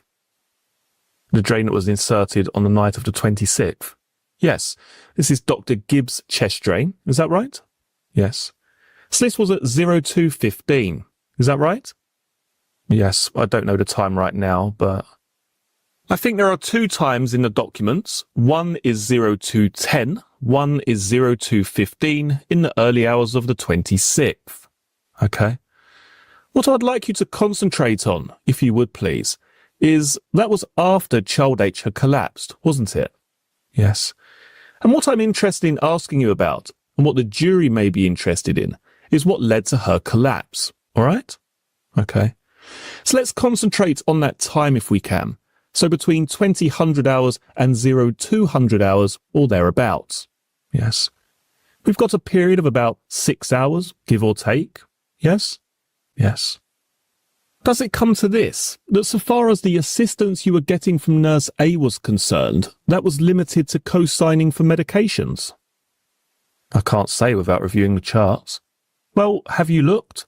You clearly looked at the charts last night because you raised an issue when I asked you to clarify anything you've already said. Yes. Have you looked at the charts overnight? Yes, but I can't remember every detail, and I think it would be unrealistic if I could remember every single detail. Well, you said in answer to your own counsel, or you gave the impression, that she was in nursery 1 with you, helping you with Child H all the time. I did not say she was there at all times, no. What are you saying, so we understand? That Nurse A was supernumerary, and she did help me throughout the evening.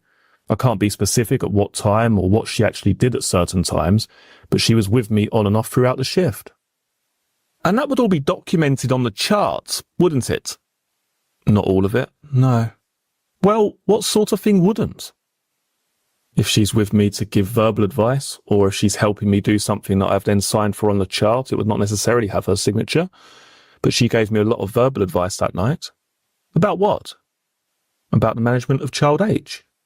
In particular, in what respect? In management of her chest drains, and then when she collapsed, it was information about baptism and things like that. For the time being, let's concentrate on what caused child H's collapse, all right? Okay. Do you remember that child H collapsed in the early hours of the 26th? I don't recall specific details. I know she did collapse, yes. Do you remember hearing the evidence of child H's father? Not in detail, no. Well, it was read to the jury by agreement on the 18th of January this year. And of course, this is a statement you have had available to you for a couple of years now, isn't it? Yes. Yes. What the father of child H said, and I'm going to read to you directly from his statement, all right? Okay. He was talking about his daughter, and he said, she was in an incubator and was on CPAP to help her breathe. So he spent time in there from Tuesday onwards and on the Friday. And we're talking about a Friday, aren't we? September 25th. Yes. On the Friday, I'd been there late with the mother of child H's mum. So that's his mother-in-law. I'd been there late with the mother-in-law until about midnight, and we'd come back to the house, and I was awoken by her in the early hours. Okay? Okay. So that's the father of child H's agreed evidence that on this shift, for which we saw the population distribution at tile 177, he was there until just before midnight, or thereabouts. Yes. Do you remember what time the doctors were called to child H? No, I don't. That night, for the first time? No. Just before midnight at 23:50. Okay. Would like to look at your nursing note for this occasion. It's tile 208, please. Given that it's your note, would you read it through for us to remind yourself of what it was you wrote? Written for care given from 2000 to present. Emergency equipment checked, fluids calculated. Child H nursed in an incubator, ventilated with size 3.5 ET tube, 8 centimeters at lips. Ventilator settings gradually increased during shift in line with blood gas and clinical picture. Currently 24/4. Inspiratory time 0.45, rate 60 in 28% oxygen. ×2 chest drains in situ at start of shift, intermittently swinging. Serous fluid ++ accumulating. 23:30, bradycardia and desaturation requiring neopuff in 100% to recover.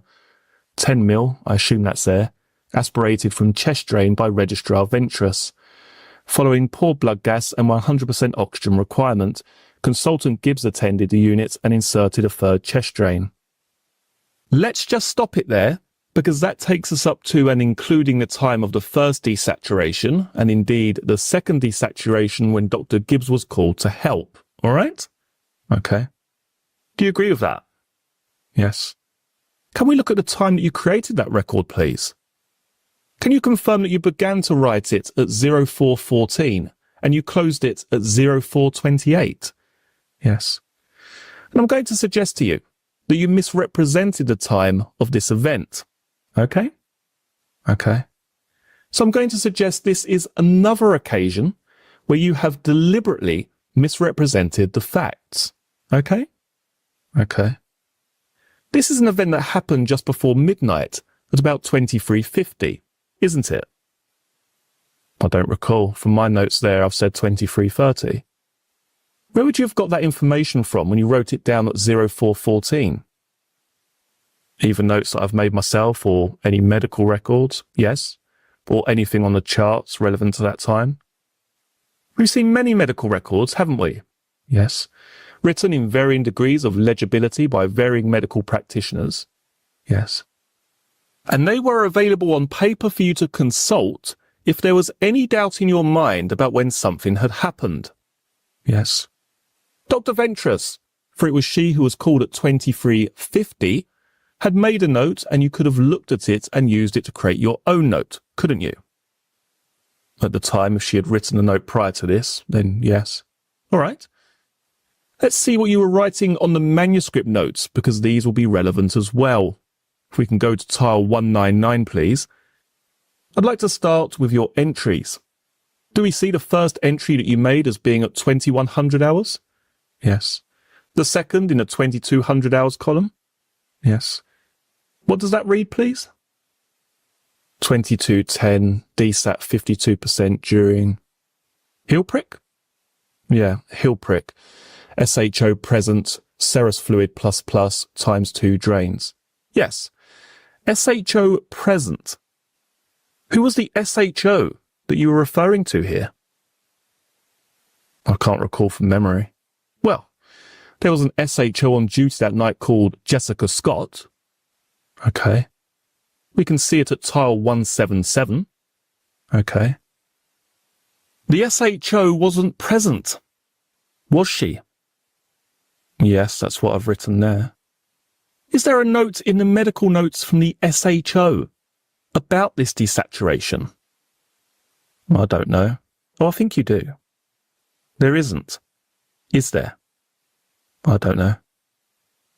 Serous fluid ++ times 2 drain. Yes. You then write in the 2300 hours column, blood commenced at 2305. Yes. Is that your writing as well? Yes. Then in the midnight column, Brady DSAT 2330. Yes. 10 mil air aspirated from flutter drain. From flutter drain, then there's an upward arrow. Yes, it's increased the ventilator pressure to 24/4. Then to the right of that box, what does it say in the next box? Clear. Well, all of the writing. You interpret whether you do them individually as different boxes or as a unit, the totality of that material. I can't see without looking at the columns. I'm assuming it's clear, either orally or I can't see the column it represents, but there's small blood stained, and then beneath that it says clear. Yes. Is it plus clear? Plus small blood stain, plus clear. But I'm not sure which column that refers to. This is all in the midnight column. Yes. I'm talking about the row that would be on the left-hand side, I think, where it indicates if it's OP. Here we are. Suction, the top bit is suction on ET produced small blood stained was plus clear. So that's looking into the mouth is clear. The airway was clear. I've had clear fluid. So here we have another child under your care who's producing blood-stained secretions in their throat. Is that right? I think if it's come from the ET tube, it wouldn't necessarily be the throat. If the ET tube is in the lungs, I presume it's from there. Yes. Had you interfered with child H's ET tube? No. Moved it around a bit to destabilise her? No. Can we look at your defence statement, please, to try and put this into a bit more context? Have you got the document? Yes, it's here. This is paragraph 101, isn't it? Yes. What did you write of these events on this night? I wrote, I don't recall any specific episode of desaturation during the night shift of the 25th into the 26th of September. Yes. You then go on, I think, as we established yesterday, to say that the following night, the 26th to the 27th, child H deteriorated rapidly and you were with nurse A. Yes, that date is not correct. No, okay. Is that actually a reference to this night, the 25th to the 26th? Yes. And to be fair to you, you then say a paragraph 103. In my memory, both nights merge into one. I cannot be specific about what I did during either of the collapses. Then you talk about the baby LO that we dealt with yesterday, to whom we will come in due course. Yes.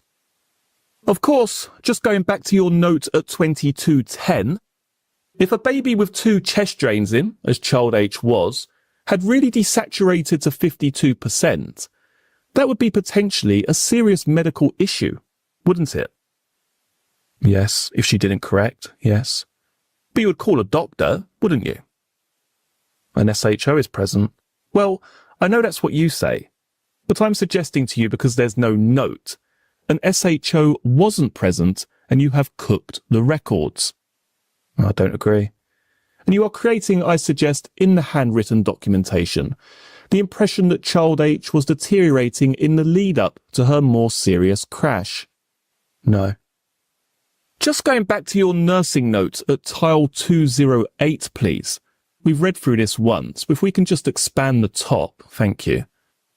Where is the mention of this earlier desaturation before 23:30? There isn't. With the SHO present? There isn't. Why not? Not every single thing gets written down. It's not being written down, and that's an error on my part. A serious error, isn't it, if it happened? But the SHO was present. Well, I know that's what you've written on the manuscript, a document, but there's no... Any member of... Hold on. There's no telling when you actually wrote that detail into that document, is there? Onto the handwritten document. No. There is telling when you wrote detail into this document, though, isn't there? Yes. Because we have an opening and a closing time. Yes. You wrote that detail on the handwritten document after child H had seriously desaturated and had a cardiac arrest, didn't you? No. And that is the explanation for why it doesn't appear in your nursing notes. No, those charts are available to everybody to see. If it was blank, or it had been added to later, that would have been noticed. Noticed by who? Other staff. When? The doctors would be looking at the charts. Other staff, nurses look at the charts. You're making this up as you're going along, aren't you? No. You wrote that in after child H had collapsed. No. And that's why you haven't written the name of the SHO, as with Dr. Wood in the case of child E. No. Isn't it? No, it's common practice just to write SHO or Reg. Your common practice? It can be, yes. I don't think every baby I've ever looked after every time I've written the name of the doctor. Often you don't even write SHO or Reg, do you? You write doctors. At times, yes, which all staff would do. But in your case, it seems to happen when babies collapse, doesn't it? I can't answer that. We're only looking at collapsed babies. We're not looking at my whole work over the duration of 4 years. Do you remember the evidence of child H's father that was agreed? Not in clarity right now, no. I just reminded you of it. Oh yes, that bit, yes. He left just before midnight. Yes. No mention of seeing his baby collapsing. No. No mention of a doctor being there. This is your lies in a document, isn't it? It's not lies. No. Let's go to Dr. Ventress notes, please, at tile 210. Right, let's jump in here very briefly. Okay, so JB with the 10 gifted memberships. That is incredibly kind. Thank you so much for that, JB.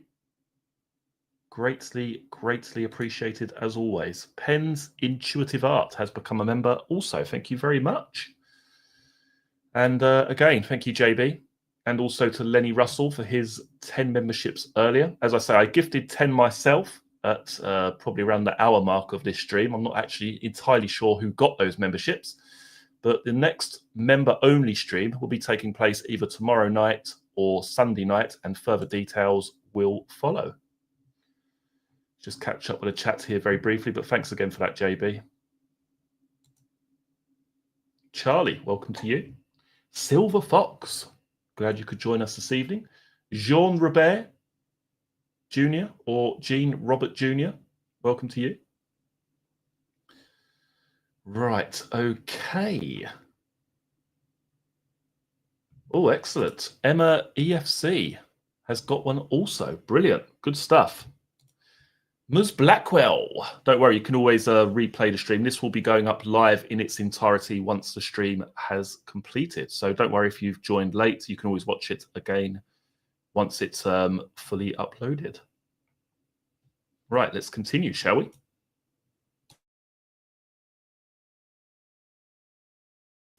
We can see there the time that Dr. Ventress has put on this, can't we? Yes. The same time as the father of child H in his agreed evidence said he left. Yes. About the same time. And what you were telling her is several episodes of desaturation in past 2 hours, isn't it? Yes. The first one, after gas is taken. Yes, so she desaturated during the heel prick, yes. Became agitated, is what you told Dr. Ventress though, isn't it? I can't be specific on what wording I used. Well, what has she written? She has written, became agitated. Is that desaturating down to 52%, becoming agitated? I don't know what you mean. Well, are they consistent with each other, those two descriptions? One, she became agitated, the other desaturating to 52%. Yes, because babies like child H don't handle very well. They don't become moribund, lifeless, when they desaturate. No. No? Not every time. No. Not every time. Just sometimes. Yes. One episode associated with poor chest movement and bradycardia, suctioned ET, and thick mucus suctioned. Which of the episodes that we've just looked at on the chart that we were looking at is that? The part where I read out the secretions, I'm not sure what time that was. That's in the midnight column, so... Okay. That's this time. Right. Doesn't seem to be there for what you're telling Dr. Ventress, does it? If she's recorded what you told her correctly. I don't know that this is what I've told her, though. Was she possibly there for this? I don't know. Well, we heard from her. She gave evidence. She talked us through this note. This is clearly what you are telling her, isn't it? You are reporting what you are saying has happened. Do you agree? No, I couldn't say that specifically. No. Who else would have been telling Dr. Ventress what had been happening with child H in the preceding 6 hours? If the SHO was present, which I believe they were, and also Nurse A was with me at times. So you're saying that SHO is here at this time? No, I'm saying I don't know. Further episodes, no change in heart rate, recovered with bagging on higher pressures. Where are they in your handwritten notes? I believe I did write that the PIP was increased to 24/4 on the handwritten column. Yes, and that's at midnight. Is it? Okay. Well, you know it is because we've just looked at it. Okay. Are you trying it on? No. Then is that fractional oxygen reduced to 30% between episodes? Yes. What's that a reference to? What were you telling Dr. Ventress? I can't confirm that I was telling her anything, but that reads that her oxygen requirement had gone down to 30% in between episodes. Given that the father of child H had only just left at this time, according to the agreed evidence, I'm suggesting that you were falsely creating the impression to the registrar, your friend, Dr. Ventress, that child H was a child who had been presenting problems over the preceding hours. What do you say to that? Can you say that again? Yes, I'll break it down. You heard me remind you of the agreed evidence from the father of child H that he left at just before midnight. Yes. This account was being given to Registrar Ventress at just before midnight, wasn't it? Yes. And I'm suggesting that you were falsely creating the impression to Dr. Ventress that child H was a child who had been having problems for a couple of hours by this stage. What do you say? No, I don't agree that it was false. No. It's just that your nursing note that's typed and your handwritten notes on the chart don't match up. And that's an oversight. Yes. And it's an innocent coincidence that this all happened just after, apparently, the father of child H had just left. Yes. Yes. If we look at the observations chart, please. Do we see any issues recorded in this chart between the beginning of your shift at 2000 hours and midnight? No. Any reason for that? What do you mean? Well, according to the information you were giving to Registrar Ventress, this was a child that had been having significant issues of significant desaturations. Should there be anything on this chart? No, this reflects that specific moment in time.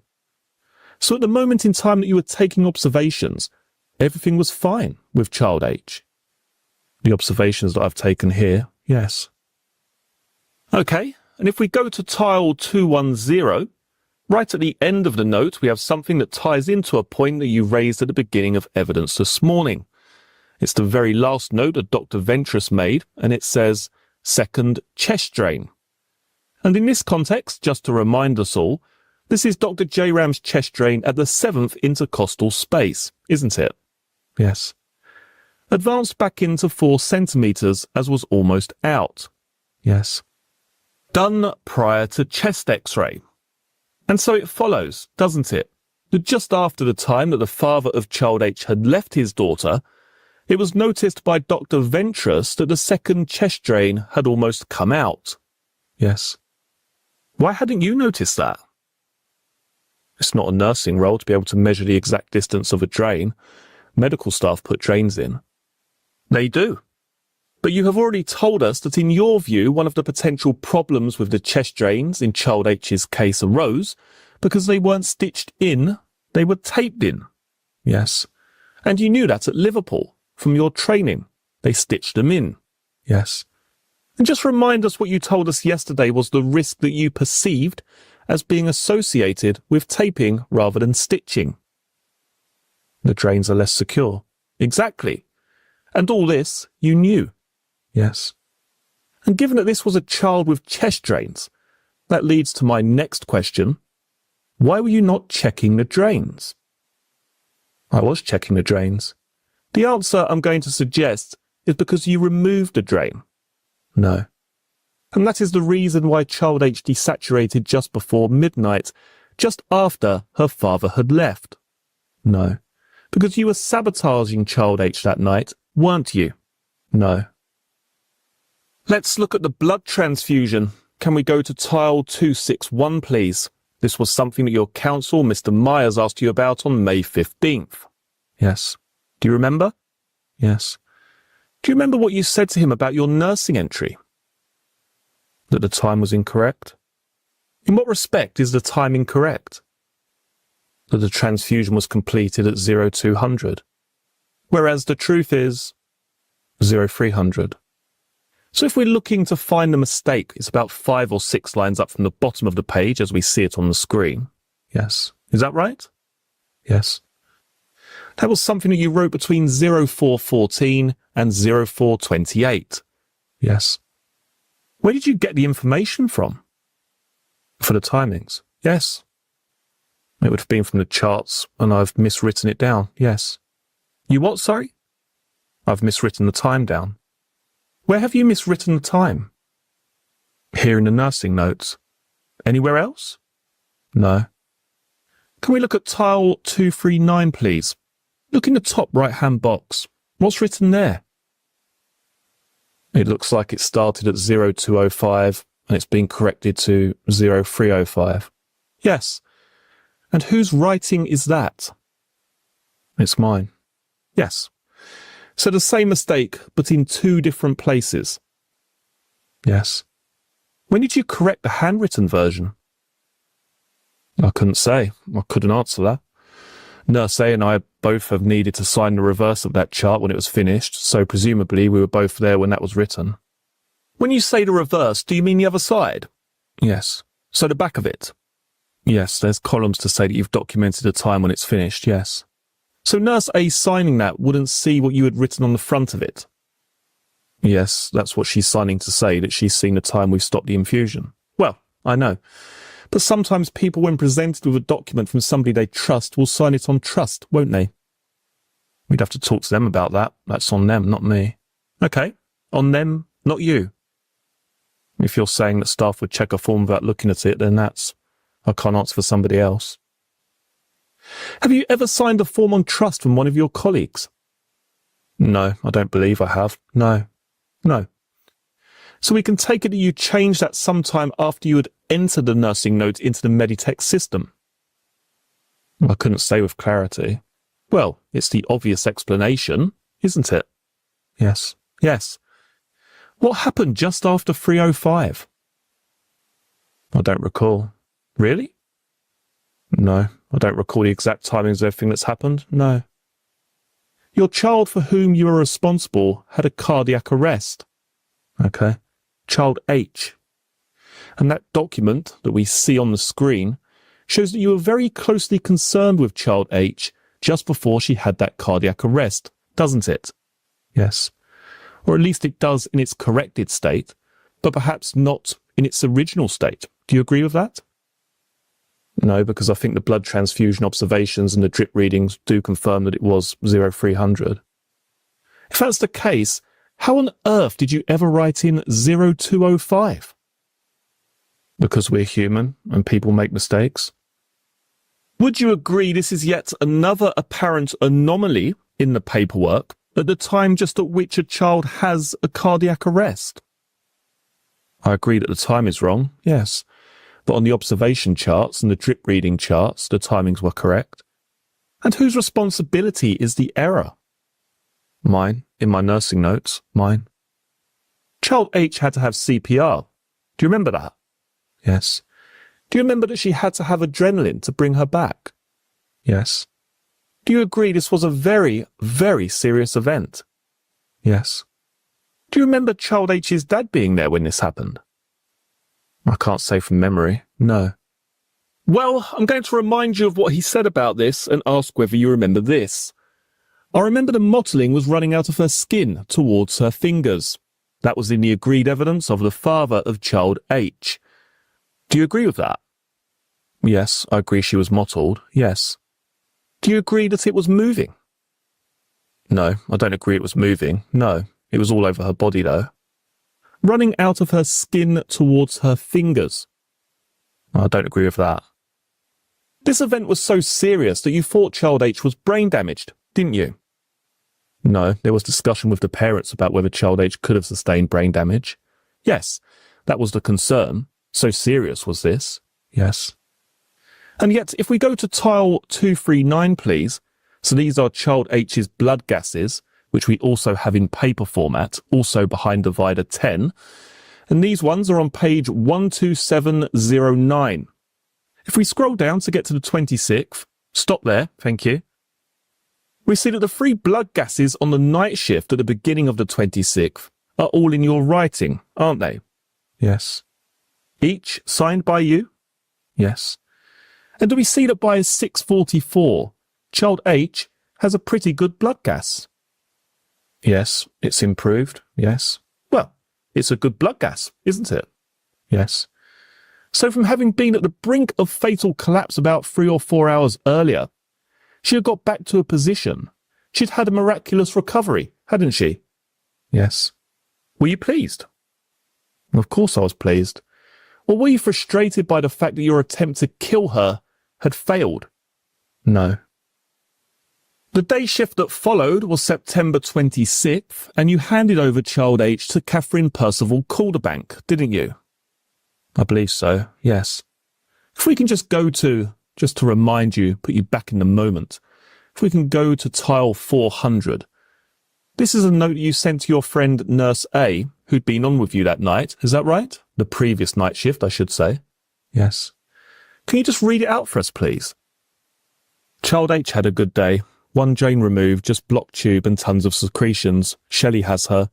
Nurse B in 4 and seemed a bit off when she came in, saying she'd like to have had her, but now keeps saying she doesn't feel well. I have E and N. I hope you're okay. Then the next tile, please. Again, one of yours, I believe. This time to your friend Dr. Ventress. I think so too. I'm not sure what it is in relation to. She's had a stable day. Took original drain out at 8, just blocked tube. Loads of secretions. I have E and N. Nurse B in 4. Right. And these are texts that you are sending whilst on duty on the following night shift, aren't they? Yes. This is a night on which the other child, the very seriously ill child, came in towards the end of the night shift. Is that right? Yes. Okay. Let's do part of this shift before the break if we can. This other child was the child LO. Is that right? Yes.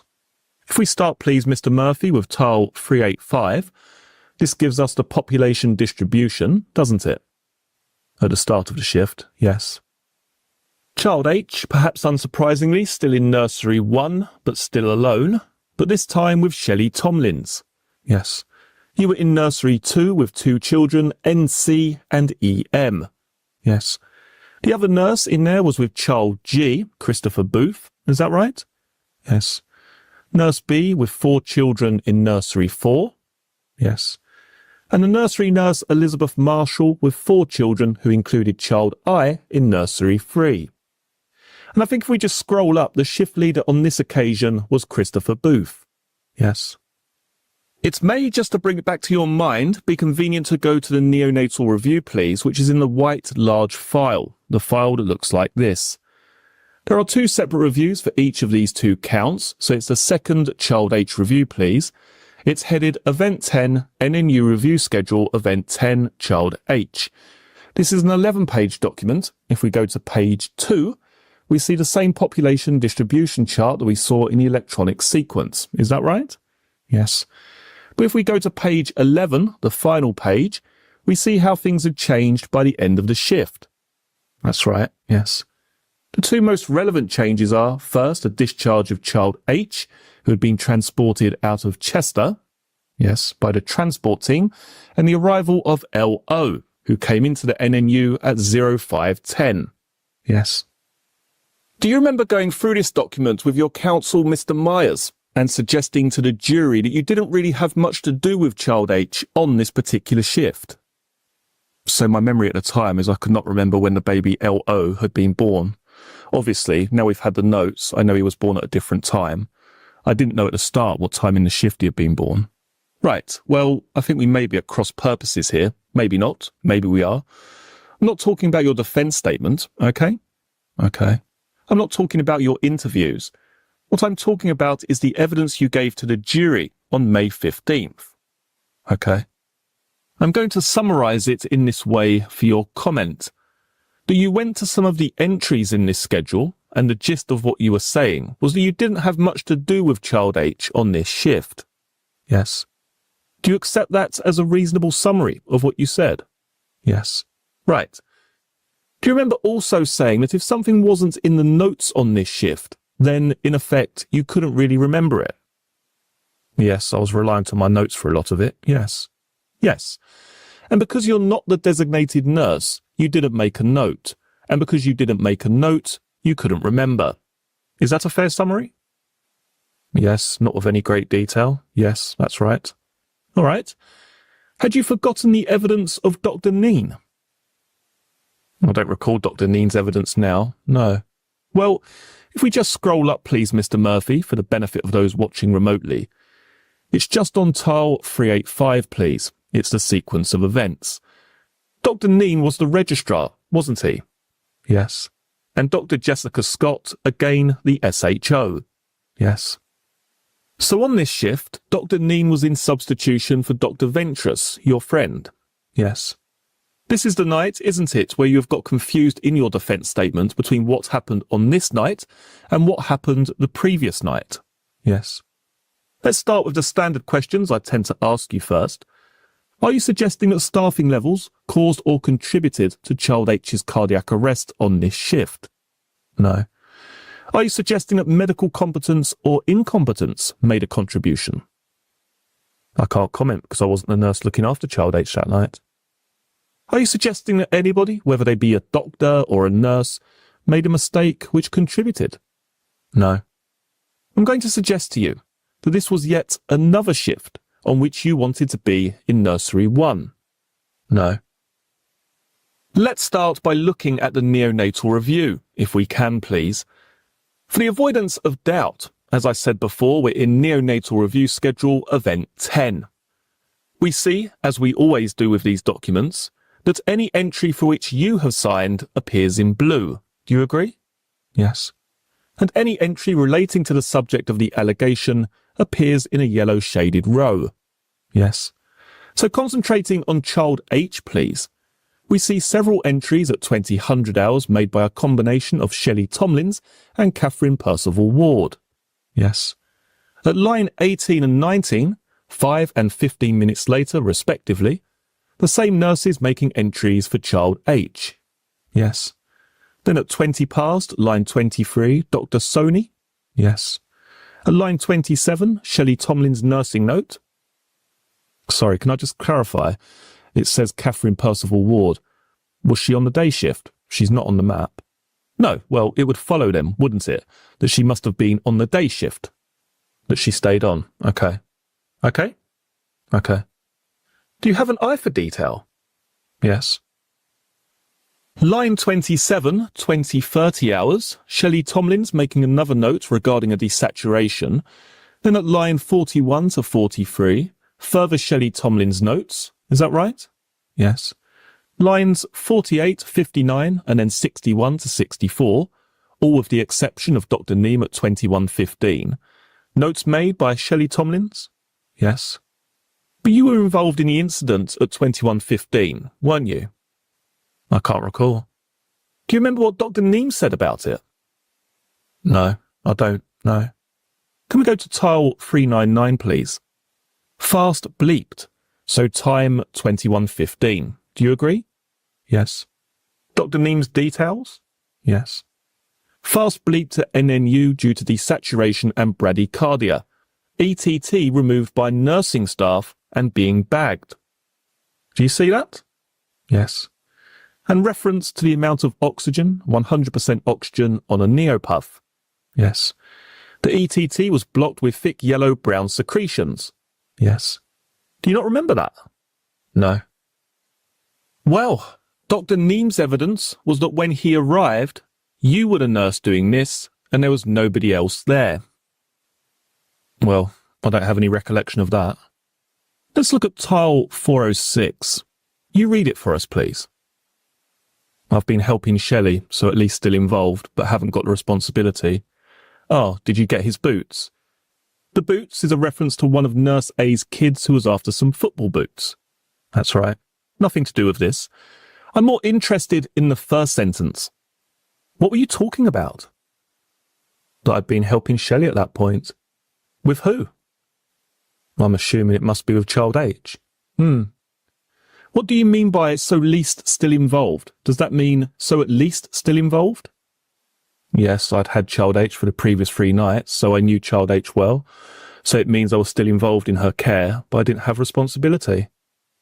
Anything that went wrong wasn't going to come back on you, was it? No. Do you agree this confirms what Dr. Neame told us? You were the person with Child H? No, and I do not believe that I would have removed an ET tube by myself. Well, let's go back to the neonatal review. This message is timed at 21:51. Yes. Look at page 4. According to the paperwork, what had you been involved with Child H? What can we see in those yellow shaded lines which relate to Child H together with your blue? None. Nothing. Right. We just dealt with the neonatal review concerning events preceding the first collapse of Right, let's just jump in here very briefly. Jasmine Pace, nearly said price there for a second, with the £9.99 super stick. That's incredibly generous. Thank you very much, Jasmine. Much appreciated. Thank you so much.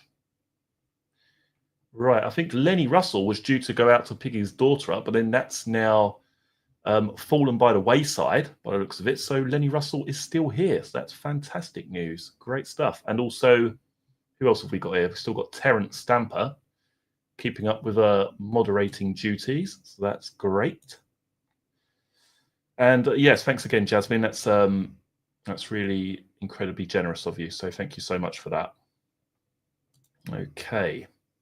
I think we're near the end of this, hopefully. This has been going on for quite a while, but I think we're getting towards the end of this now. And do bear in mind that Lucy Letby was found not guilty on one count, and the jury couldn't find, or couldn't reach, I should say, a verdict on the other. And this wasn't one of the cases that was retried. So keep that in mind as we go through the rest of this particular episode. So let's continue onwards. And as I say, we should be towards the end now, but we'll just continue. So thank you for your patience, and I'll speak to you very shortly. Child H on the night shift of the 26th into 27th of September.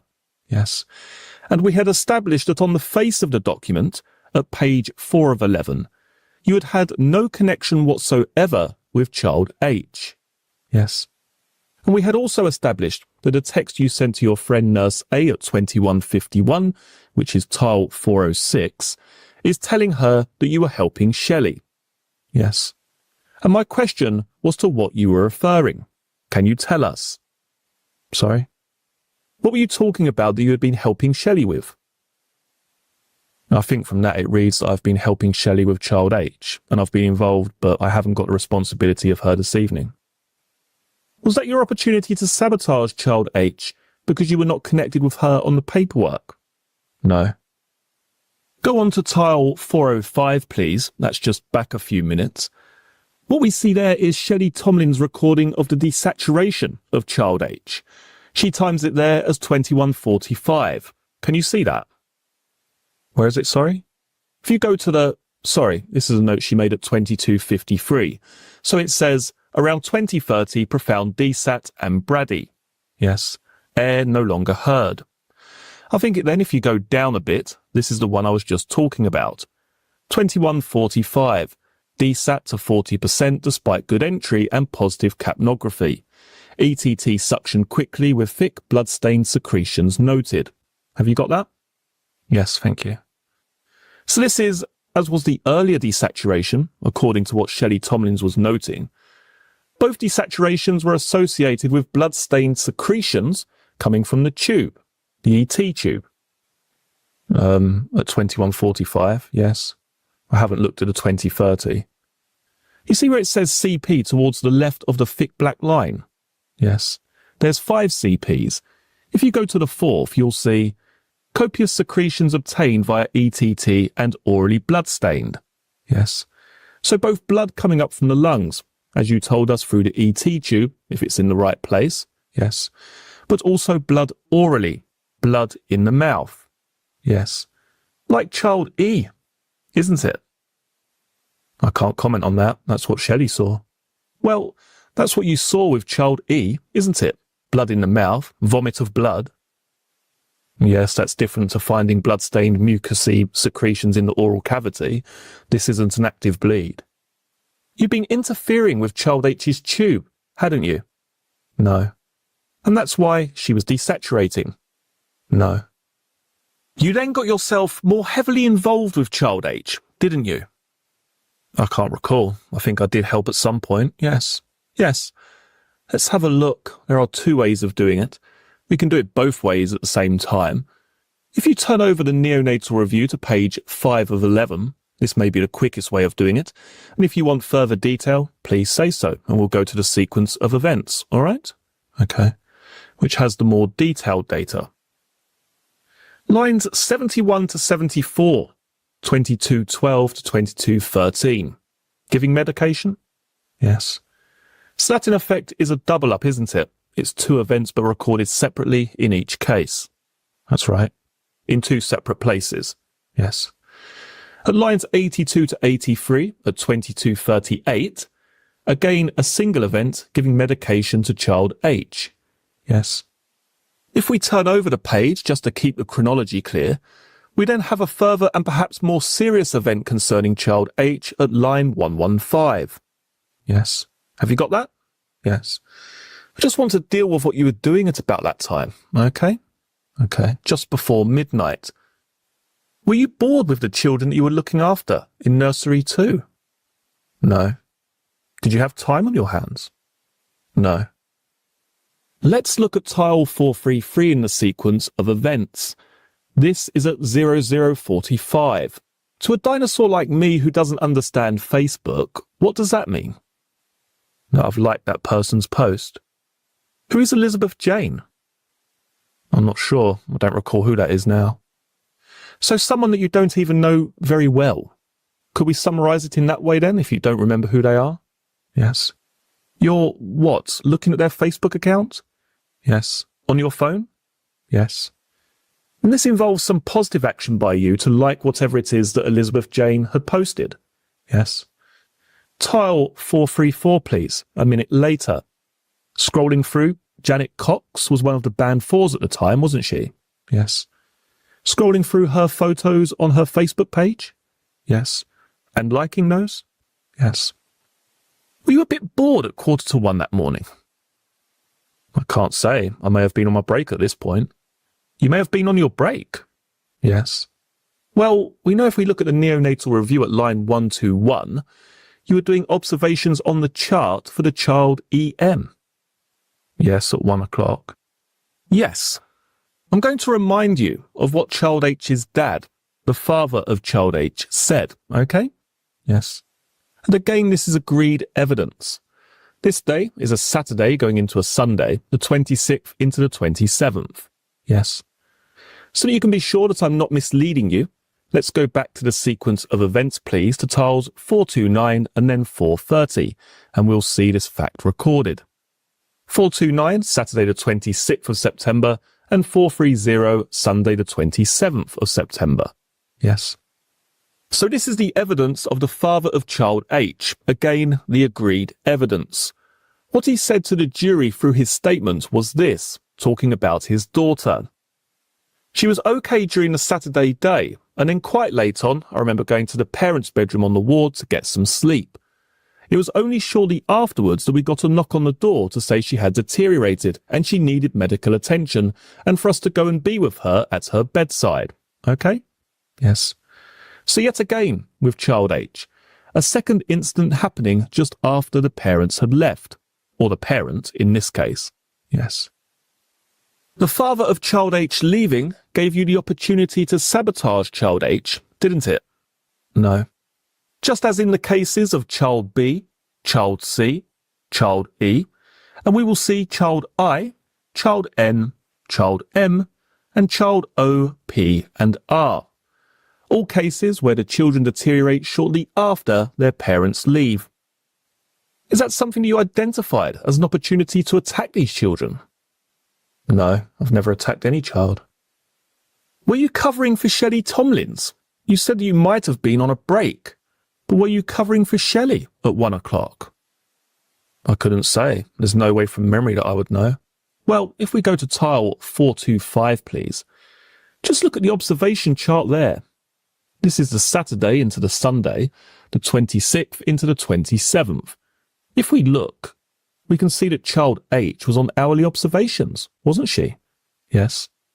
But there's no hourly observations at 0100 hours, are there? No. And we know the precise time of the crash call, because if we go to tiles 438 and 439, please, we can see that, if we can click on them just to remind ourselves, 438 was the call to the consultant Dr. Saladi at 0104. The next one, tile 439, at 0106, was for the SHO. Yes. This shows us, doesn't it, what time the emergency occurred? Yes. And again, Dr. Neem, I'm suggesting, told us that when he arrived, the person he remembered as being there was you. Do you remember that? I remember that, yes. Was he telling the truth? I don't recall that being the case. Were you there at that time? That's the question. I can't say from memory. He said he was concerned about this because it wasn't completely clear why child H had collapsed. You were there, weren't you? I can't say from memory exactly what I was doing when. Well, you've made an entry, as a matter of fact, if you look at the neonatal review at line 121 in the chart of the child EM. Yes. That was to give yourself an alibi, wasn't it, for your interference with child H? No, that's me giving care to the baby that I was allocated. Do you remember child H having CPR and being given adrenaline again? Yes. Do you remember later at 3:30, again child H required neopuffing? I can't recall specific times, no. Let's go to tile 471, please. This is Shelley Tomlin's note of this event. Can you see where it says addendum about a third of the way down? So this is written at 3:49. Do you see? Yes. This concerns an event which, if her times are correct, happened 19 minutes earlier. Do you see that? Yes. It says 0330, profound desaturation to 60s, again requiring neopuffing with no known cause for desat. Air entry still heard bilaterally. So that means, doesn't it, air is going in and out of the lungs. Yes. Capnography positive, which means the gas exchange is happening. Yes. CO2 is coming out, then copious amounts of secretions which were pink tinged. Yes. Had you interfered with child H's ET tube again? No. But again, if we go back to the neonatal review at page 8 of 11, there you were, back in nursery 1 again, weren't you? When, sorry? Just after this incident which Shelley Tomlins records as being at, I think it was 0330, wasn't it?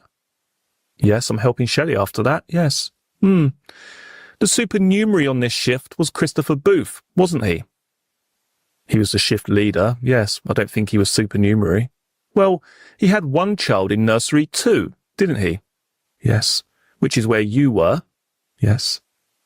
Why is it always you that ends up back in nursery 1 when something happens? I don't agree that it's always me.